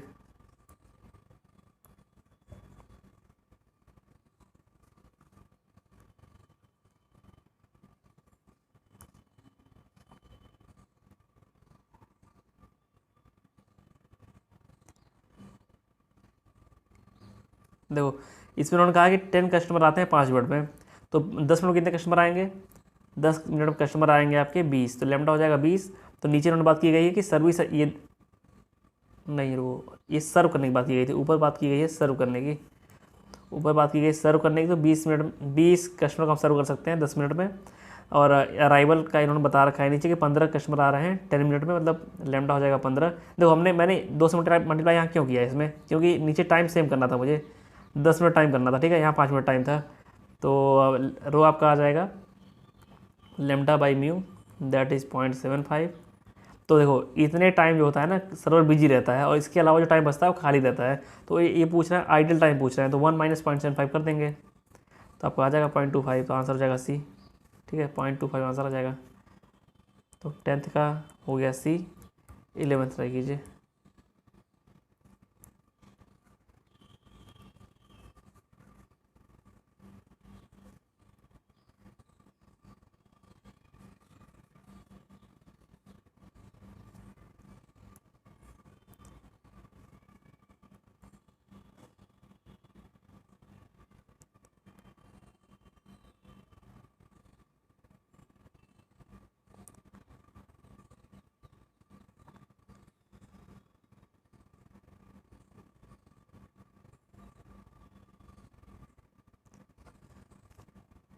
देखो इन्होंने पूछा है क्यूइंग थ्योरी बेस्ट कब अप्लाई होती है। इसमें पहला ऑप्शन दिया हुआ है arrival rate of the customer equal to the service rate. ये गलत है, क्योंकि एक लंबी लाइन बन जाएगी। मान लो अगर 100 लोग लाइन खड़े हो गए तो वो लाइन बनी की बनी रह जाएगी, कम नहीं होगी। दूसरा कि average service time is greater than, अगर सर्विस टाइम ग्रेटर देन हो गया ना तो लाइन की जो लंबाई है बढ़ती ही चली जाएगी, ये भी फेल हो जाएगा system. There is only one channel of arrival, एक चैनल हो अराइवल का जो कि रैंडम हो, and service time is constant, service देने का टाइम हमारा कॉन्स्टेंट हो। तो रैंडम मतलब क्या, रैंडम मतलब कहना चाह रहे हैं कि पॉइजन डिस्ट्रीब्यूशन। ठीक है, तो उसे वहीं क्यों लगाते हैं हम लोग, तो सी हो जाएगा 11th का सी। एंड 12th नंबर कीजिए।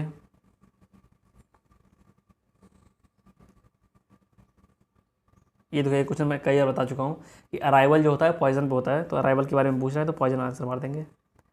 12th का डी हो जाएगा। 13 ट्राई कीजिए। अराइवल होता है पॉइजन, एंड सर्विस होती है आपकी एक्सपोनेंशियल। इंटर अराइवल होता है आपका एक्सपोनेंशियल, और इंटर सर्विस होती है आपकी पॉइजन। ये 4 चीज़ याद कर लो आप, बार बार सुन लेना वीडियो रोक के या धीरे करके। 30 नंबर ट्राई कीजिए। 30 नंबर।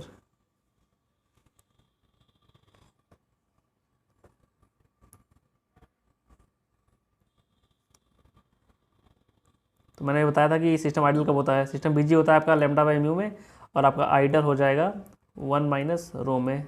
तो आंसर क्या आ जाएगा, 1 minus lambda by mu. Answer is C. 13 का सी। और 14 नंबर क्वेश्चन आपका रिपीटेशन है क्वेश्चन नंबर 12 का।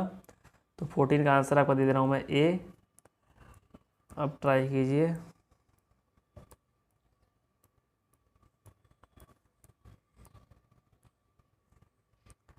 15 नंबर ट्राई कीजिए।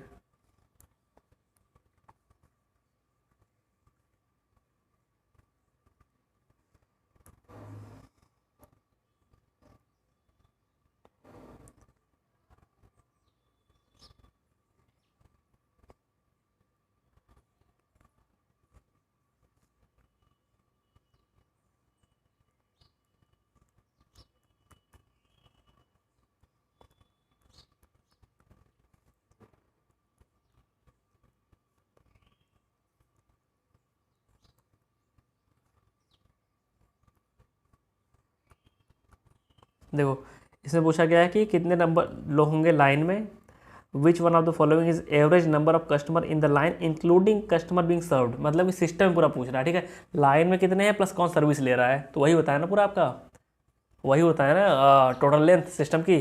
तो लेंथ का बताया formula rho by 1 minus rho, and rho हम निकाल लेंगे लेमडा बाई म्यू से। लेमडा आपका 6 दिया है, म्यू 10 दिया है, तो रो आ जाएगा 3/5। और एक चीज़ जान लो आप, रो की वैल्यू हमेशा 1 से कम होती है। ठीक है, अगर सिस्टम को सर्वाइव करना है तो, क्योंकि थ्योरी के। तो इसका आंसर आ गया 1.5। Answer is D. 15th का आंसर हो गया डी। 16 नंबर ट्राई कीजिए आप लोग।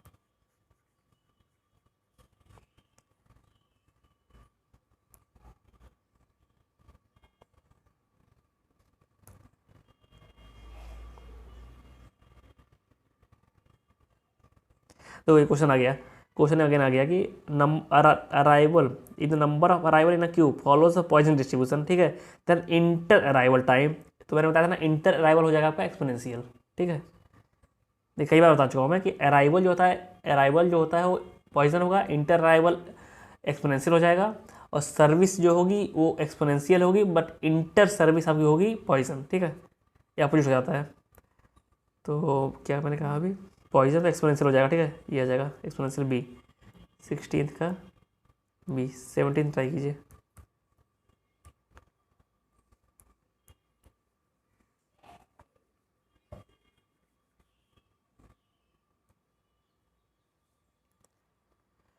वेटिंग टाइम का फॉर्मूला मैं बता चुका हूँ आपको।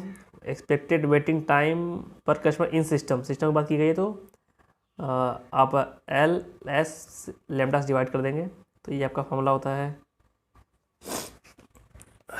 एक मिनट, लेमडा से डिवाइड कर देंगे तो इनका क्या है,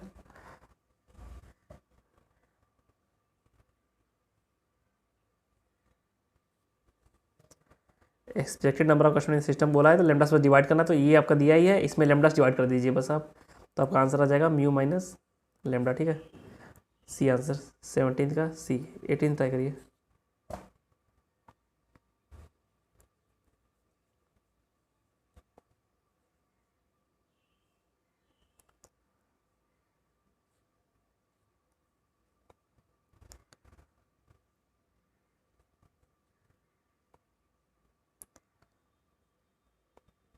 दो फिर से वही क्वेश्चन, फर्जी क्वेश्चन आ रहे हैं सारे। एवरेज टाइम है आने का 10 मिनट, इसका मतलब 10 मिनट लग रहा है आने में, तो मतलब 6 लोग आएंगे 1 घंटे में। और सर्विस टाइम में लग रहा है 6 मिनट, इसका मतलब सर्विस देने हम लोग 10 लोग को दे पाएंगे। ठीक है, तो रो आपका आ जाएगा 0.6। और वेट करने का जो मैंने फॉर्मूला बताया था, पी ऑफ वेट, कितना वेट करेगा कोई आके, वो होता है रो, मतलब 0.6 आंसर हो जाएगा। ठीक है, डी 18 का डी। 19 ट्राई कीजिए।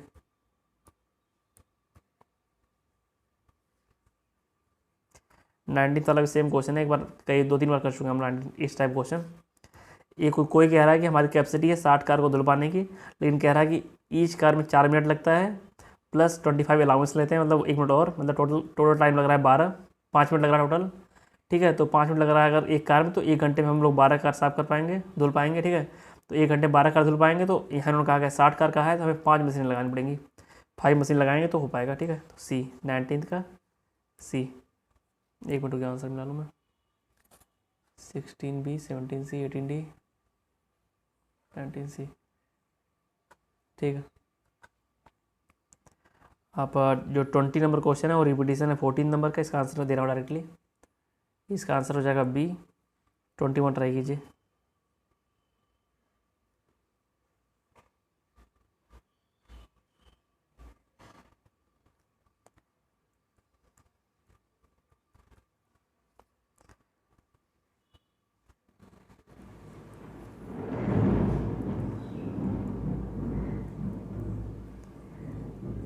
देखो यार, इसमें उन्होंने बोला है कि मीन रेट जो है 10 लोग पर आवर आते हैं, 10 लोग पर घंटे आते हैं, तो लेमडा हो जाएगा आपका 10। और ये कह रहे हैं 4 मिनट लगते हैं एक आदमी को सर्विस देने में, अगर 4 मिनट लग रहे हैं एक आदमी को सर्विस देने में, तो 1 घंटे में हम 15 लोग को सर्विस दे पाएंगे। तो हमारा जो लेमडा जो रो आ जाएगा हमारा, वो आ जाएगा 10/15, दैट मीन्स 0.67।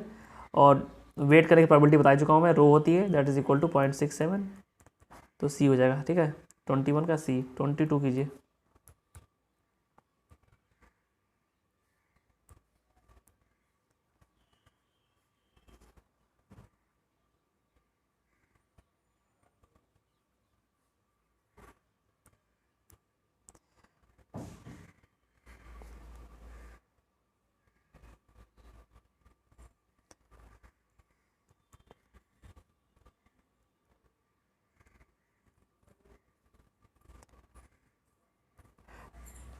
देखो इस क्वेश्चन बोला गया है कि 10 मिनट लग रहे हैं 2 कस्टमर के बीच के आने में टाइम में। ठीक है, एक कस्टमर को आने में 10 मिनट लग रहा है, इसका मतलब कि 6 कस्टमर आ पाएंगे 1 घंटे में। और सर्विस देने में लग रहा है 4 मिनट एक कस्टमर को, मतलब 15 लोग हम सर्विस दे पाएंगे। तो लेमडा हमारा रो हो जाएगा lambda by mu, that means 2/5, that means 0.4। और इन्होंने पूछा कि what is the system utilization. System utilization मतलब कितने टाइम तक सर्वर सिस्टम काम कर रहा है। ठीक है, आइडल कब आइडल नहीं है, तो आइडल तो सिस्टम काम कितने टाइम तक करता है, रो टाइम तक काम करता है। ठीक है, तो रो यूटिलाइजेशन में आंसर हो जाएगा 0.4। ओके, सी। तो मेरा आंसर सी है, इन्होंने पता नहीं किस हिसाब से आंसर दे दिया, क्या दिया इन्होंने आंसर उन्होंने बी दिया, लेकिन वो कम्प्लीटली गलत है यार, उसके लिए मत जाओ आप, वो कम्प्लीटली गलत है, उसके मत जाना कभी। तो आंसर इस 22 आंसर बी ही है, सी है। ठीक है, सी है, इन्होंने गलत दिया है, लेकिन इन्होंने जो दिया बी, सी आंसर लिखो यार, बी लिखने कोई मतलब नहीं है, इन्होंने गलत सॉल्व किया है। गलत क्या, इन्होंने पिछला वाला क्वेश्चन पढ़ लिया है, यहाँ पे इन्होंने पढ़ लिया है कि 10 कस्टमर पर आवर, अगर 10 कस्टमर पर आवर कर दोगे तो वही आंसर आ जाएगा, बी आ जाएगा। ठीक है, अगर 10 कस्टमर पर आवर कर दोगे तो आंसर बी आ जाएगा, लेकिन यहाँ आंसर, यहाँ क्वेश्चन क्या है, 10 मिनट्स लग रहे हैं। ठीक है, आप ट्राई कीजिए 23rd नंबर।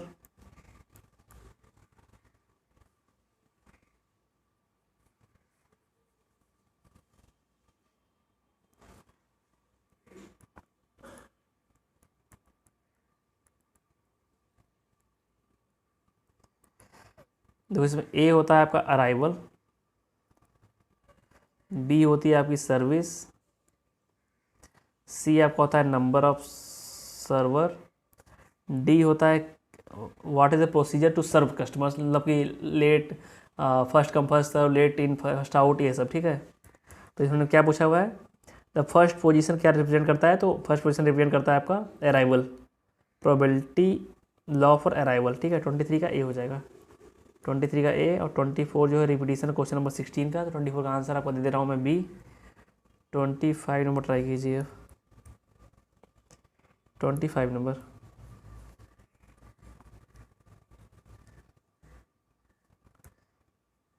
जो क्वेश्चन एक टाइप के क्वेश्चन है इसमें, लेमडा आपका अराइवल रेट 8 दिया है, म्यू दिया है 12, तो आपका रो हो जाएगा 2/3, और पूछा है expected number in the waiting line, waiting line की बात की है। ठीक है, वेटिंग लाइन मतलब क्यू होता है, सिस्टम नहीं, तो लेंथ ऑफ क्यू जो आपका हो जाएगा rho square upon 1 minus rho is equal to 2/3 into 2/3 upon 1/3, that means 4/3 आ जाएगा आपका, 1.33 आंसर बी।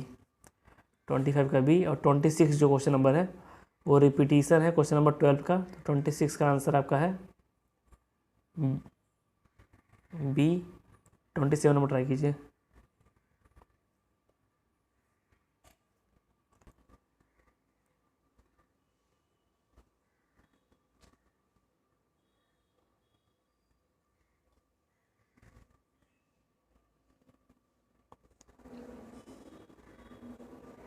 जो 27 क्वेश्चन नंबर है इसमें बोला गया कि arrival, the arrival is a memoryless process. हाँ सही है, अराइवल हमेशा रैंडम होता है, कभी भी कस्टमर आ जाते हैं। ठीक है, कोई उसमें हिस्ट्री नहीं होती, हाँ इस टाइम आना है, ऐसे आना है। ठीक है, एक एवरेज में बता रहा था कि 1 घंटे में 6 लोग आना है, 7 लोग आना है, एवरेज बता रहा था, कब आ जाएंगे नहीं बता रहता है।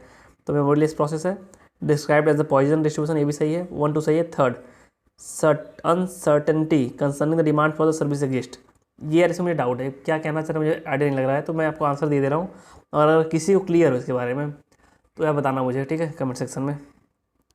इसका आंसर मैंने दिया है, 27 का ए दिया हुआ है, और 28 क्वेश्चन नंबर जो है रिपीटेड है, तो उसका आंसर दे रहा हूँ मैं, ए है। 29 कीजिए,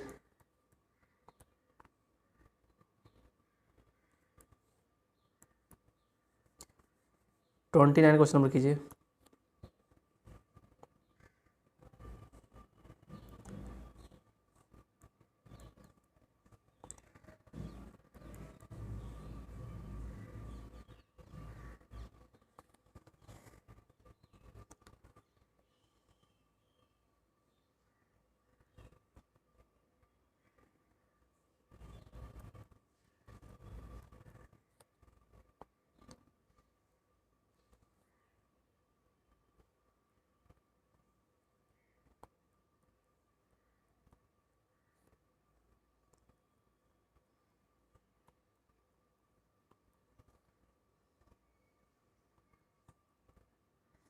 देखो इसमें जो, देखो इसमें पूछा गया है कि average time of the customer spends in the Q.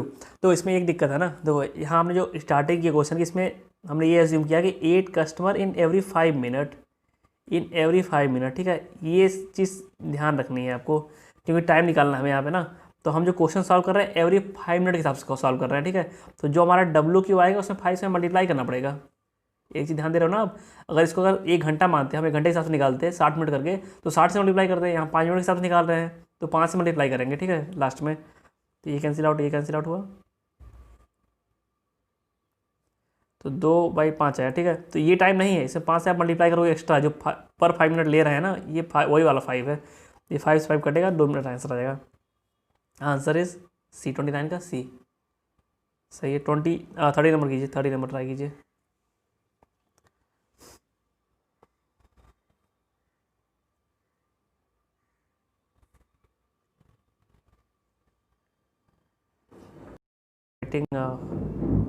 बारिश हो रही है, बादल गड़गड़ा रहे हैं। ठीक है, मज़ा लीजिए पढ़ते हुए। थर्ड नंबर ट्राई कीजिए।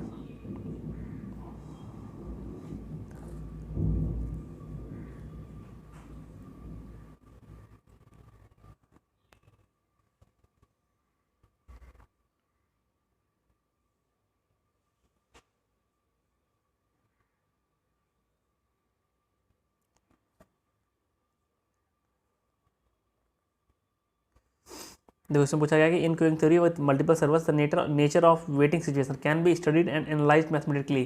तो अगर एनालाइज करना है तो हमें सब कुछ पता होना चाहिए कि कस्टमर अराइवल कैसे हो रहा है, किस पैटर्न पे, कस्टमर का जो सर्विस दे रहा है वो किस पैटर्न पे है, and the law of governing of arrival, service times, and the order in which the arrival units are taken into the service, सब कुछ बताना चाहिए। तो डी आंसर आपका आएगा। ठीक है, एक यार एक चीज़ जान लोगे, ऐसे क्वेश्चन में जो सबसे ज़्यादा इंफॉर्मेटिव टाइप स्टेटमेंट होता है ना, वही आंसर होता है इस टाइप क्वेश्चन में। अगर तुक्का पे मारोगे ना तो 70 से 80% सही होगा, 20% गलत हो सकता है। ठीक है, और तुक्का नहीं मारना होता है यार क्वेश्चन में। अगर आप कोई पेपर कर रहे हो, अगर आपको लग रहा है कि 70 to 80% पेपर आपने कर लिया अच्छे से, तो आप तुक्का का मत मारो, कोई ज़रूरत नहीं तुक्का का मारने की। I think getting. ठीक है, कोई ज़रूरत नहीं होती तुक्का मारने की। कोई भी एग्जाम हो आपका, कभी भी 70% से मेरी हाई नहीं जाती है। It will be always below 70%। कोई एग्जाम गेट छोड़ दो, गेट से कोई मतलब नहीं मुझे। गेट मैंने कई बार दिया है, मैं हमेशा उसी टिकता हूँ। 80% 75% इसी टिक जाता हूँ मैं आके। ओके, तो गेट से कोई मतलब नहीं है आपको।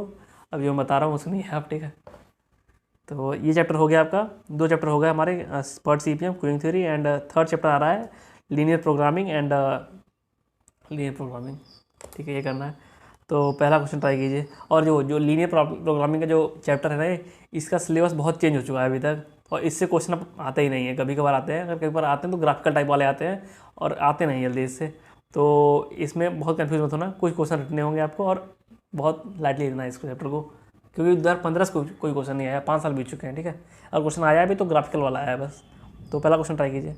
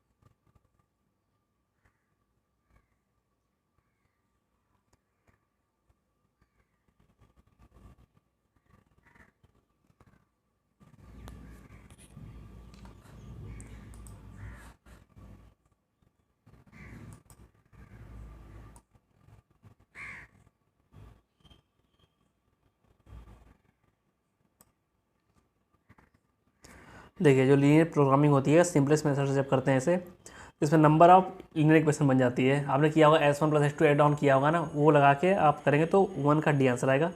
अब सेकंड नंबर ट्राई कीजिए।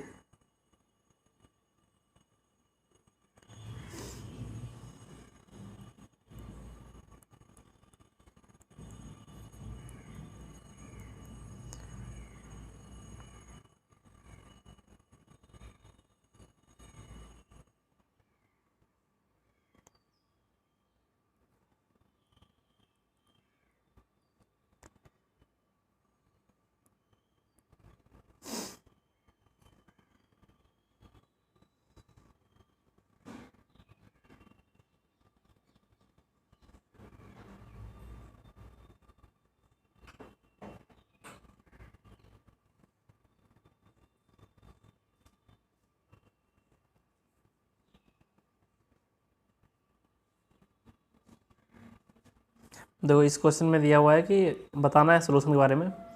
तो जेड दिया है 2a + 3b। ये चीज़ ध्यान दो आप, ये पैरेलल हो गया है आपके 4a + 6b के पैरेलल हो गया है। 4a + 6b वाली लाइन ये है, ये लाइन ऐसे आगे इस तरफ बढ़ेगी, मैक्सिमाइजेशन वाली इसी जगह चिपक जाएगी। इसका मतलब काफ़ी सारे सोल्यूशन आ जाएंगे, मल्टीपल सोल्यूशन, जहाँ तक मुझे लग रहा है। डिजनरेट अल्टरनेटिव ऑप्टिमम 3 का 2, हाँ ये हो जाएगा। ठीक है, मल्टीपल मतलब इस लाइन जाके स्टिक कर जाएगा ना। देखो ऐसे जो हमारी ये लाइन है ऐसे है, ठीक है, जो मतलब जो क्राइटेरिया लाइन है कंस्ट्रेंट वाली, और हमारी ऑब्जेक्टिव लाइन ऐसे जा रही है, ऐसे बढ़ते जाएगी बढ़ते जाएगी बढ़ते जाएगी, ये जाएगी इससे चिपक जाएगी। जब चिपकेगी ना तो इनफाइनाइट सॉल्यूशंस आएंगे। देखो हम सॉल्यूशन, ये जो अगर आप जानते हो अगर क्या मीनिंग लॉजिकली होता है जो लीनियर प्रोग्रामिंग, तो ऐसे होता है, ये होता है कंस्ट्रेंट लाइन, और मान लो अगर ऐसे होती है ये ऑब्जेक्ट लाइन, ऐसे कि यहाँ चिपकती, तो यहाँ पे हम चेक करते हैं, ठीक है। और यहाँ पे क्या हो गया, इस सिचुएशन में कैसे है, पूरी चिपक गई है, चिपक गई, इसका मतलब सारे पॉइंट्स, जो पॉइंट्स है अलॉन्ग द लाइन, सारे हो जाएंगे ऑप्टिमल। तो आंसर हो जाएगा इनफाइनाइट नंबर ऑफ सॉल्यूशंस। तो यही बोला गया इसमें कि इट में कंटेन अल्टरनेटिव ऑप्टिमा। तो थर्ड टू का, तो पहले का डी था, दूसरे का ए हो जाएगा, तीसरा करिए।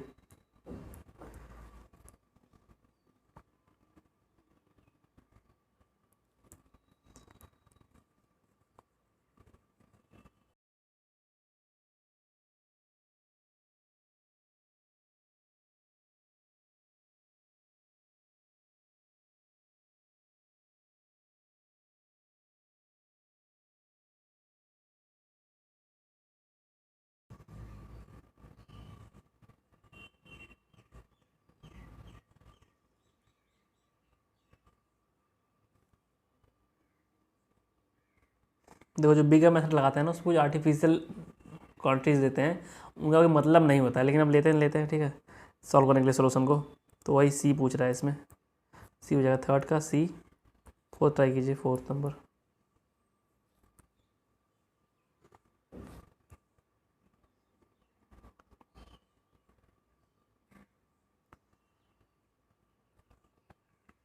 देखो कंडीशन, 4 कंडीशन होती है लीनियर प्रोग्रामिंग में, सिंप्लेक्स वाले में मैं आपको समझा दे रहा हूँ, उस हिसाब से सारे क्वेश्चन आएंगे, तो आप करिएगा। 1 मिनट हो गया, समझाता हूँ।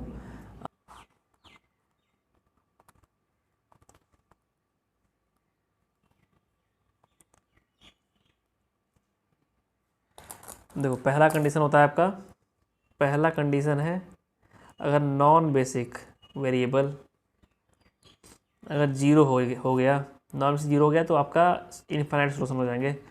दूसरा कंडीशन है नॉन बेसिक हो गया, एंड दूसरा कंडीशन अगर रिप्लेसमेंट रेशियो, रिप्लेसमेंट कॉलम जो है वो नेगेटिव हो गया, तो अनबाउंडेड सोल्यूशन, अनबाउंडेड सोल्यूशन हो जाएगा। थर्ड इज कोई आर्टिफिशियल वेरिएबल अगर आ गया, तो सोल्यूशन हो जाएगा इनफिजिबल, ठीक है। चौथा कंडीशन होता है आपका कि अगर आपका अगर कोई बेसिक वेरिएबल जीरो हो गया, तो यहाँ पे हो जाएगा डिजेनरेसी आ जाएगी, ठीक है। 4 कंडीशन याद कर लो आप, चारों से बहुत क्वेश्चन आते हैं, जो क्वेश्चन आएगा इससे हो जाएगा, ठीक है। तो आप ट्राई कीजिए, अब फोर्थ नंबर ट्राई कीजिए।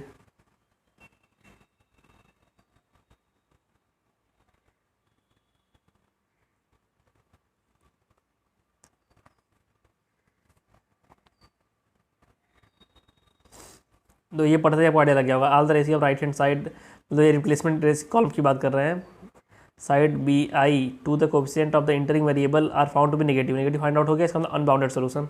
आंसर इज डी, फोर्थ का डी हो जाएगा। 5 नंबर ट्राई कीजिए।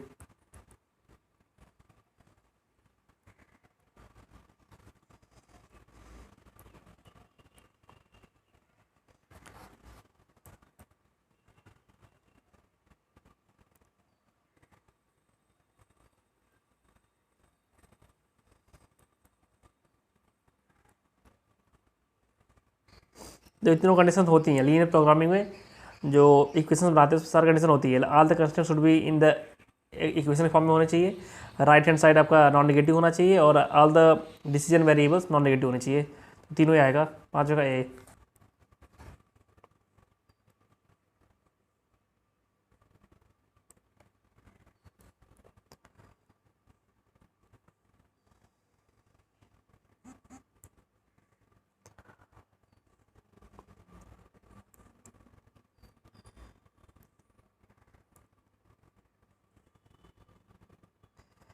तो पहला ऑप्शन उन्होंने दे दिया कि अगर कोई लीनियर प्रोग्रामिंग है जिसमें 3 वेरिएबल्स हैं और 2 कंस्टेंट है, can be solve by graphical method, एक इम्पॉसिबल है, गलत है, सॉल्व नहीं हो पाएगा। तो पहला गलत होते ही ऑप्शन चले गए आपके, तो 6 का डी हो गया। 7 नंबर ट्राई कीजिए, ट्राई 7 नंबर।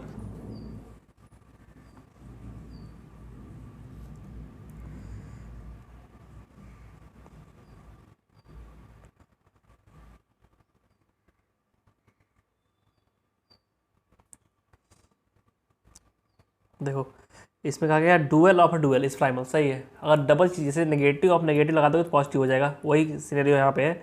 तो पहला सही होगा। दूसरा है कि depend to to minimum ratio of the right hand side of the coefficient, जो रिप्लेसमेंट कॉलम होता है उसका दो रेशियो का सेम हो जाए तो वहाँ डिजेनरेसी आ जाती है सिलेक्ट करने में, ठीक है। तो ये भी सही है।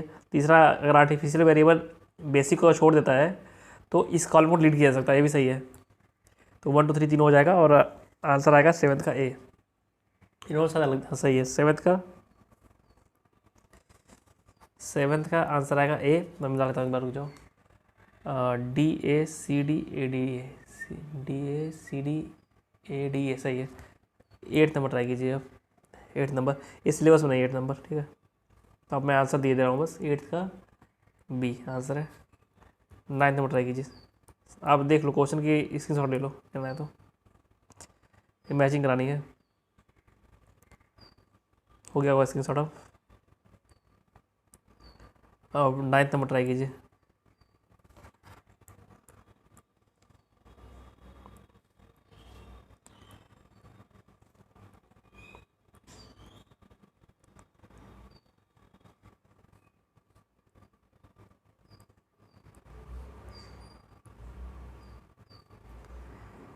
देखो इसमें वो डुअल की बात की गई है, तो डुअल में देखो सारी चीज़ कन्वर्ट हो जाती सारी चीज़ें उलट जाती हैं, ठीक है।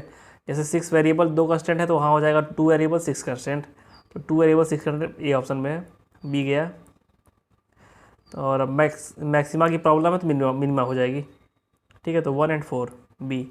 9th का बी। और 10th नंबर आपके सिलेबस में नहीं है, क्वेश्चन आप देख लीजिए, स्क्रीनशॉट ले लीजिए, लेना है तो 10th का सी हो जाएगा। स्क्रीनशॉट ले लीजिए, हो गया होगा अब तो।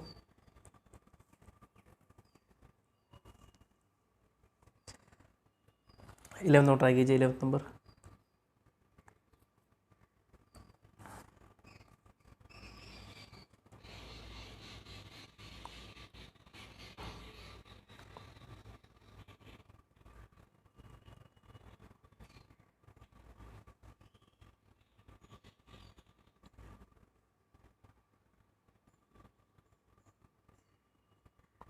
तो जो जो राइट हैंड साइड कॉलम होता है ना, उसमें जो की कॉलम होता है उसे डिवाइड करके ही जो मिनिमम होता है उसे सिलेक्ट करते हैं, ठीक है।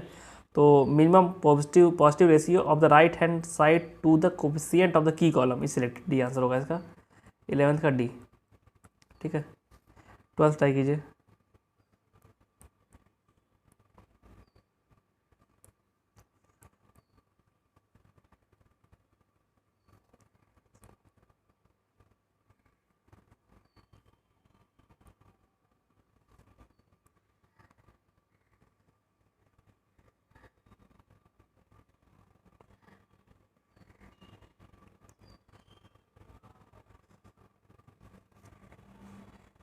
तो मैंने बताया था ना कि अगर कोई आपका जो ऑब्जेक्टिव फंक्शन है वो आपके किसी कंस्टेंट के पैरेलल आ जाए, ऐसे चिपक जाए, तो चिपकते ही इन्फाइनाइट सोल्यूशन हो जाएंगे, ठीक है। इन्फाइनाइट पॉइंट आ जाएंगे। तो आंसर हो जाएगा डी। 12th का डी। 13th कीजिए। A tie for leaving variable in the simplex procedure, वही मैंने बताया था कि जो लेफ्ट साइड राइट हैंड वाला जो कॉलम होता है रिप्लेसमेंट रेशियो, उसमें अगर दो चीज़ें दो इक्वल आ जाए तो यहाँ पे डीजेनरेसी आ जाएगी, कौन सा हटाएं, ठीक है। डीजेनरेसी आ जाती है, डी। 13th का डी। 14th ट्राई कीजिए।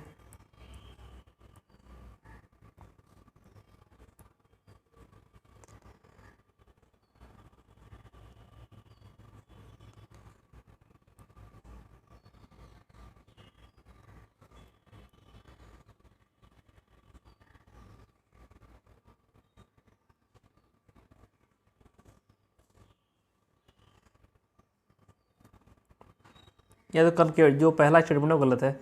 एक कनकेविटी की बात कर रहे हैं, कोई मतलब थोड़ी ना है। मान लो कोई रीजन ऐसे भी हो सकता है, रीजन आपका हो सकता है ऐसे हो अपोजिट साइड में, ठीक है। तो कोई रीजन वो नहीं, जरूरी नहीं है। कनकेव भी हो सकता है, कन्वेक्स भी हो सकता है। तो पहली लाइन गलत है, तो आपका आंसर हो जाना चाहिए, पहली लाइन गलत है, बी। तो 14th का बी होना चाहिए, सही है। 15 नंबर कीजिए।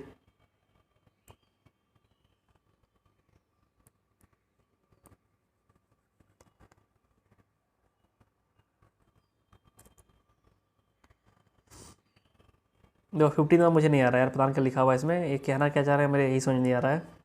तो आप 15 नंबर आप में से किसी को आता हो तो बताइएगा। वैसे 15 का आंसर सी दिया हुआ है। 15 का आंसर सी दिया हुआ है, ठीक है।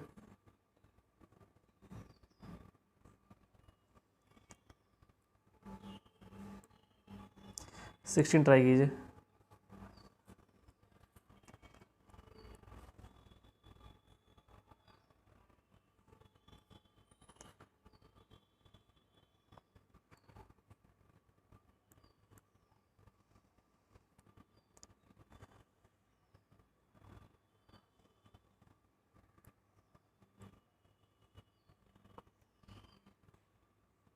देखो इसमें बोला गया है कि कि जो फिजिबल रीजन होता है वो कितने लाइन से सराउंडेड होता है। देखो पहली बात तो जितनी कंस्टेंट होगी वो लगे होंगे, ठीक है। और उसके बाद जो एक कंडीशन लगती है X is greater than zero and Y is greater than zero, तो कंस्टेंट आपकी ये होगा +2, ये दोनों +2 मतलब m+2 हो जाएगा, ठीक है।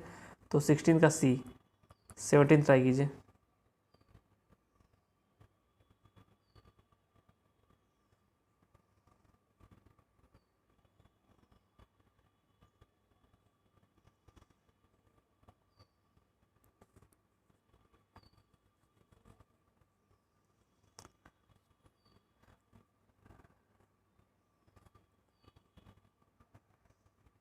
दो, जिसमें बोला गया कि जो लीनियर प्रोग्रामिंग होती है स्टैंडर्ड फॉर्म की, उसमें कैसे कंस्टेंट होते हैं। उसमें तो लेस देन भी हो सकते हैं, ग्रेटर देन जीरो हो सकते हैं, जीरो इक्वल भी हो सकते हैं, ठीक है। कोई ऐसा कंडीशन नहीं है।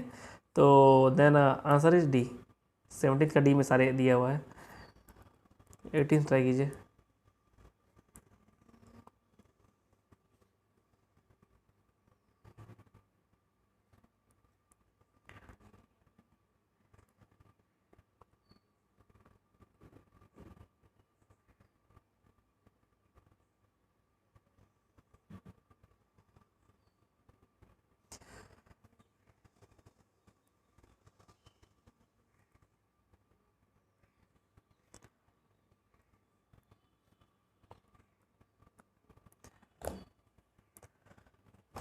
दो, जो 18th नंबर क्वेश्चन है उसमें बोला गया कि in big M method if the arti दो, पहला सही है, पहला सही है ना, पहला ऑप्शन सही है, समझ रहे हो। आप कितने भी क्वेश्चन लगा दो, अगर दो वेरिएबल तो निकल ही आएगा। दिक्कत तब आती है जब कंस्टेंट कम हो जाए compare to number of variables, तब दिक्कत आती है। अगर कंस्टेंट ज़्यादा है तो कोई दिक्कत नहीं है, आंसर निकल ही आएगा। तो 1 सही है।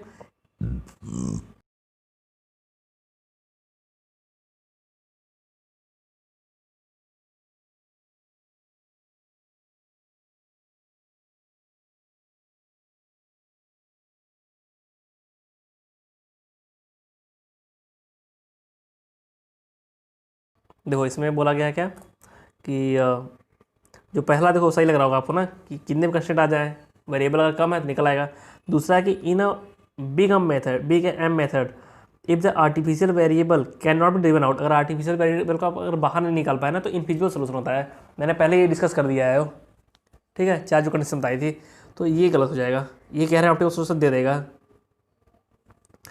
तो ये गलत हो जाएगा। तो आंसर आपका 18 का बी हो जाएगा। 19 ट्राई कीजिए।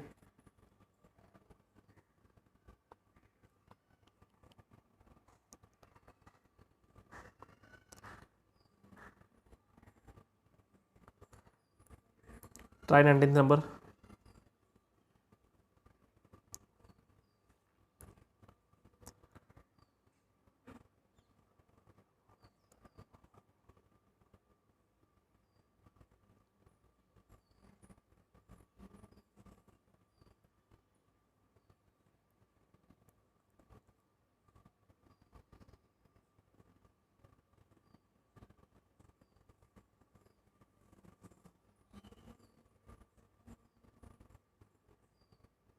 देखो इसमें बोला गया है कि अ पॉइंट, कौन सा सही पूछा गया है लीनियर प्रोग्रामिंग के लिए। A point in feasible region is not a solution to the problem. ये यार इन फिजिबल रीजन गलत होता है शायद। एक मिनट रुक जाओ, कंफ्यूजन हो रहा है मुझे कि अ पॉइंट, ये गलत है, ये गलत है। अगर कोई पॉइंट फिजिबल रीजन में तो वही सोल्यूशन होगा। फिजिबल रीजन के बाहर तो हम कंसिडर करेंगे नहीं, ठीक है। तो यही इनकरेक्ट है। तो 19 का ए। 20 ट्राई कीजिए।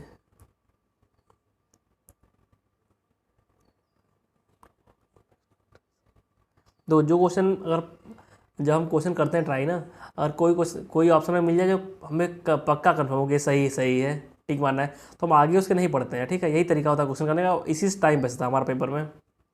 ओके, तो 20th नंबर ट्राई कीजिए, 20th नंबर।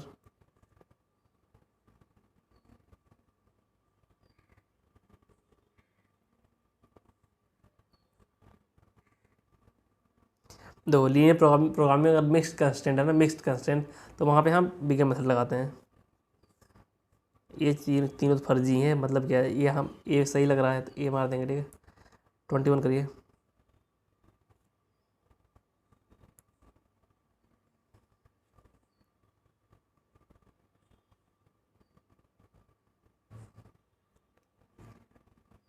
तो ये हम लोग डिस्कस कर चुके हैं, राइट हैंड साइड का जो कॉलम होता है, अगर उसका अगर नेगेटिव आ जाएगा, सारे टर्म नेगेटिव आ रहे हैं, एक या एक से ज़्यादा टर्म, तो यही बोला गया ना, सारे टर्म नेगेटिव आ गए तो अनबाउंडेड हो जाता है।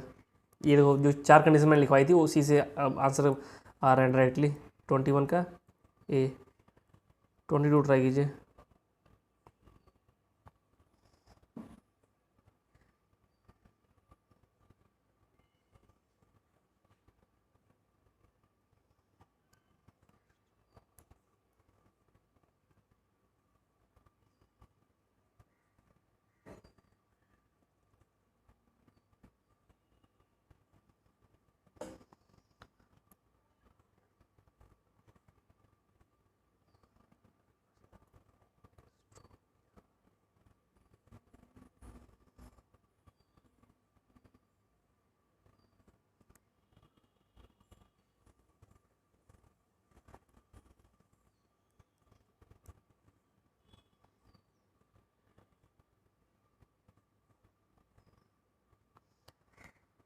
देखो जो कांस्टेंट ऑफ कंस्टेंट होता है ना, वो हमेशा पॉजिटिव होता है in the case of simplex, ठीक है। तो ये जो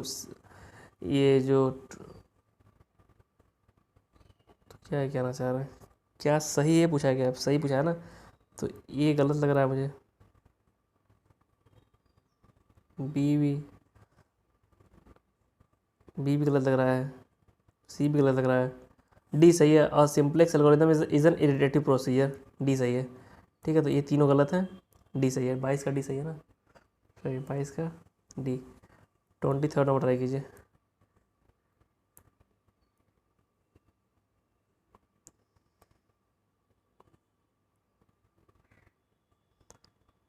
देखो यार ये कई बार डिस्कस हो चुकी हैं चीज़ें कि अगर कोई कोई अगर आर्टिफिशियल अगर आपका बेसिक में रह गया है तो सोल्यूशन जो है इनफिजिबल हो जाएगा। 23 का डी। 24 कीजिए।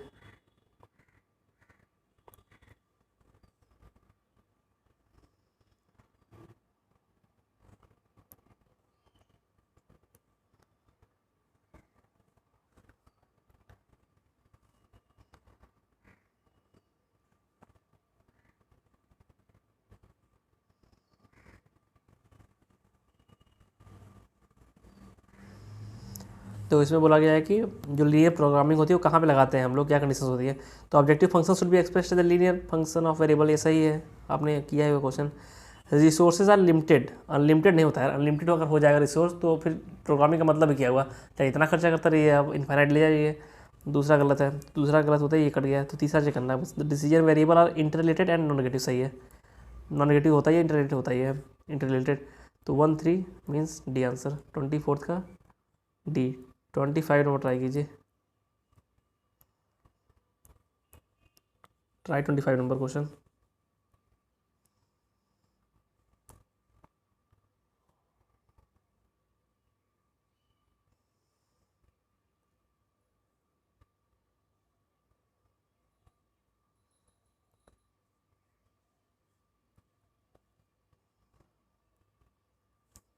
तो इसमें पूछा गया कि ग्राफिकल टेक्निक लगानी है लीनियर प्रोग्रामिंग में तो क्या क्या हमें पता होना चाहिए। तो सिंपली यार दिख रहा है कि इसमें रिसोर्सेज लिमिटेशन पता होनी चाहिए और रिलेशनशिप बिटवीन द वेरिएबल्स पता होनी चाहिए। हमने जो वेरिएबल वाला है हमने ऊपर अभी ऊपर क्वेश्चन को किया है, सेम क्वेश्चन यहाँ पे आ गया है। 25 का सी हो जाएगा, दोनों चीज़ पता होनी चाहिए। 25 का सी है कि हाँ सही है। 26 ट्राई कीजिए अब। यहाँ लीविंग होगा, लीविंग लिख दिया है गलती से।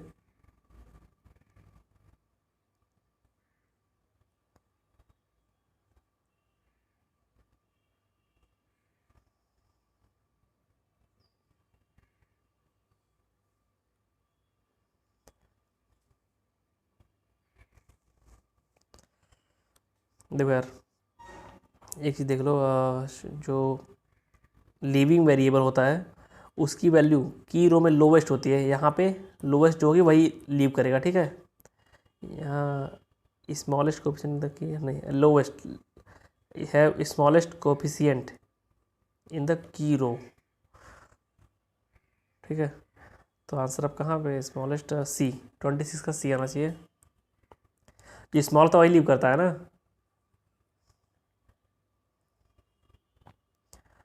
तो अरे देखे होगे ना यार, जो कॉलम्स बने होते हैं जो इसमें इसमें इसमें जो स्मॉल रहेगा वही लीव कर देगा, ठीक है। तो जो smallest coefficient in the key रो, तो 26 का सी, 26 का सी, 27 ट्राई कीजिए।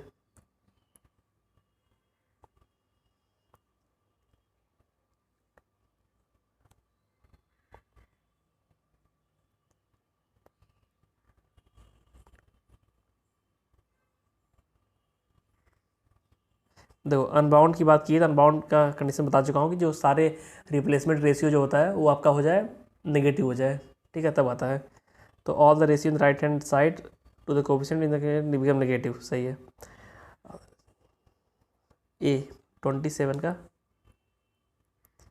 ए 28 ट्राई कीजिए।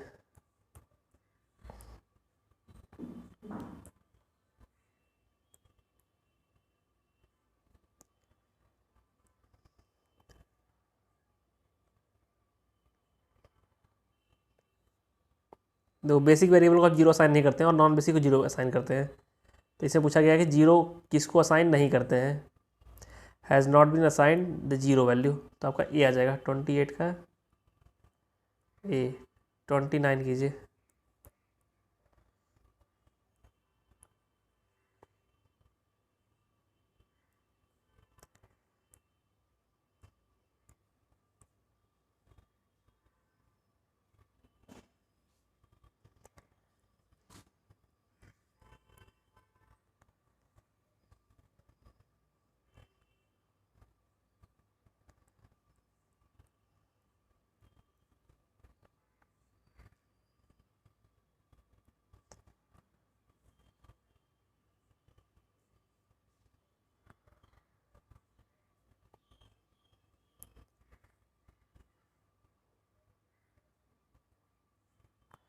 तो देखो यार ये जो है ना ये लाइन, जब हमारा रीजन बन रहा है ये बनेगा रीजन, ठीक है। तो ये जो लाइन है ये वाली, इसका कोई मतलब रह नहीं गया अब, मतलब ये कौन सी लाइन है, 3, तो ये रिडंडेंट हो जाएगा, कंस्टेंट 3। तो ऑप्शन हो जाएगा आपका बी, 29 का बी। 30 नंबर ट्राई कीजिए।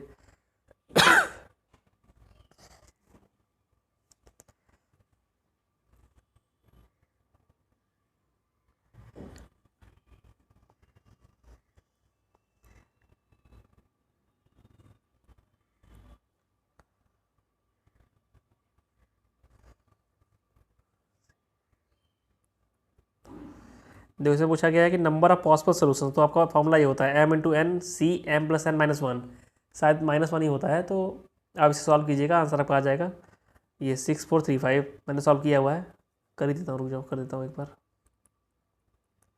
तो प्रैक्टिस जो क्वेश्चन आता हो ना, ऐसा नहीं कि प्रैक्टिस आपको नहीं करनी है, सारे क्वेश्चन कई बार लगाइए आप लोग, और जितने ही प्रैक्टिस आप करेंगे उतना ही परफेक्टनेस आती जाएगी। 7654321, ठीक है। तो सॉल्व करते हैं अब।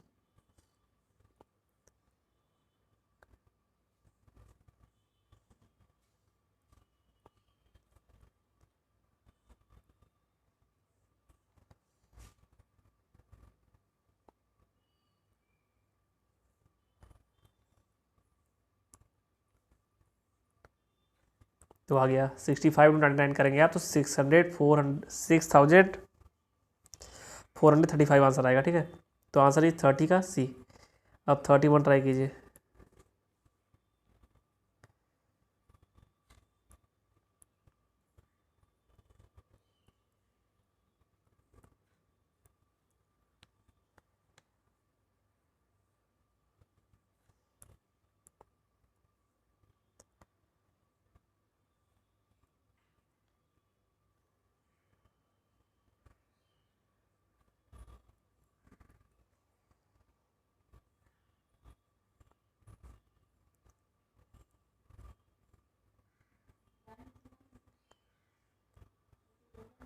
देखो इसमें पूछा गया है कि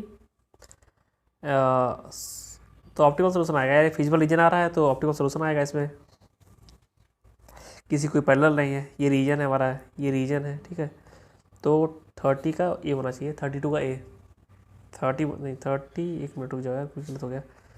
30 का सी है, 31 का ए होगा, 30 का सी, 31 का ए, 32 ट्राई कीजिए, 32 नंबर।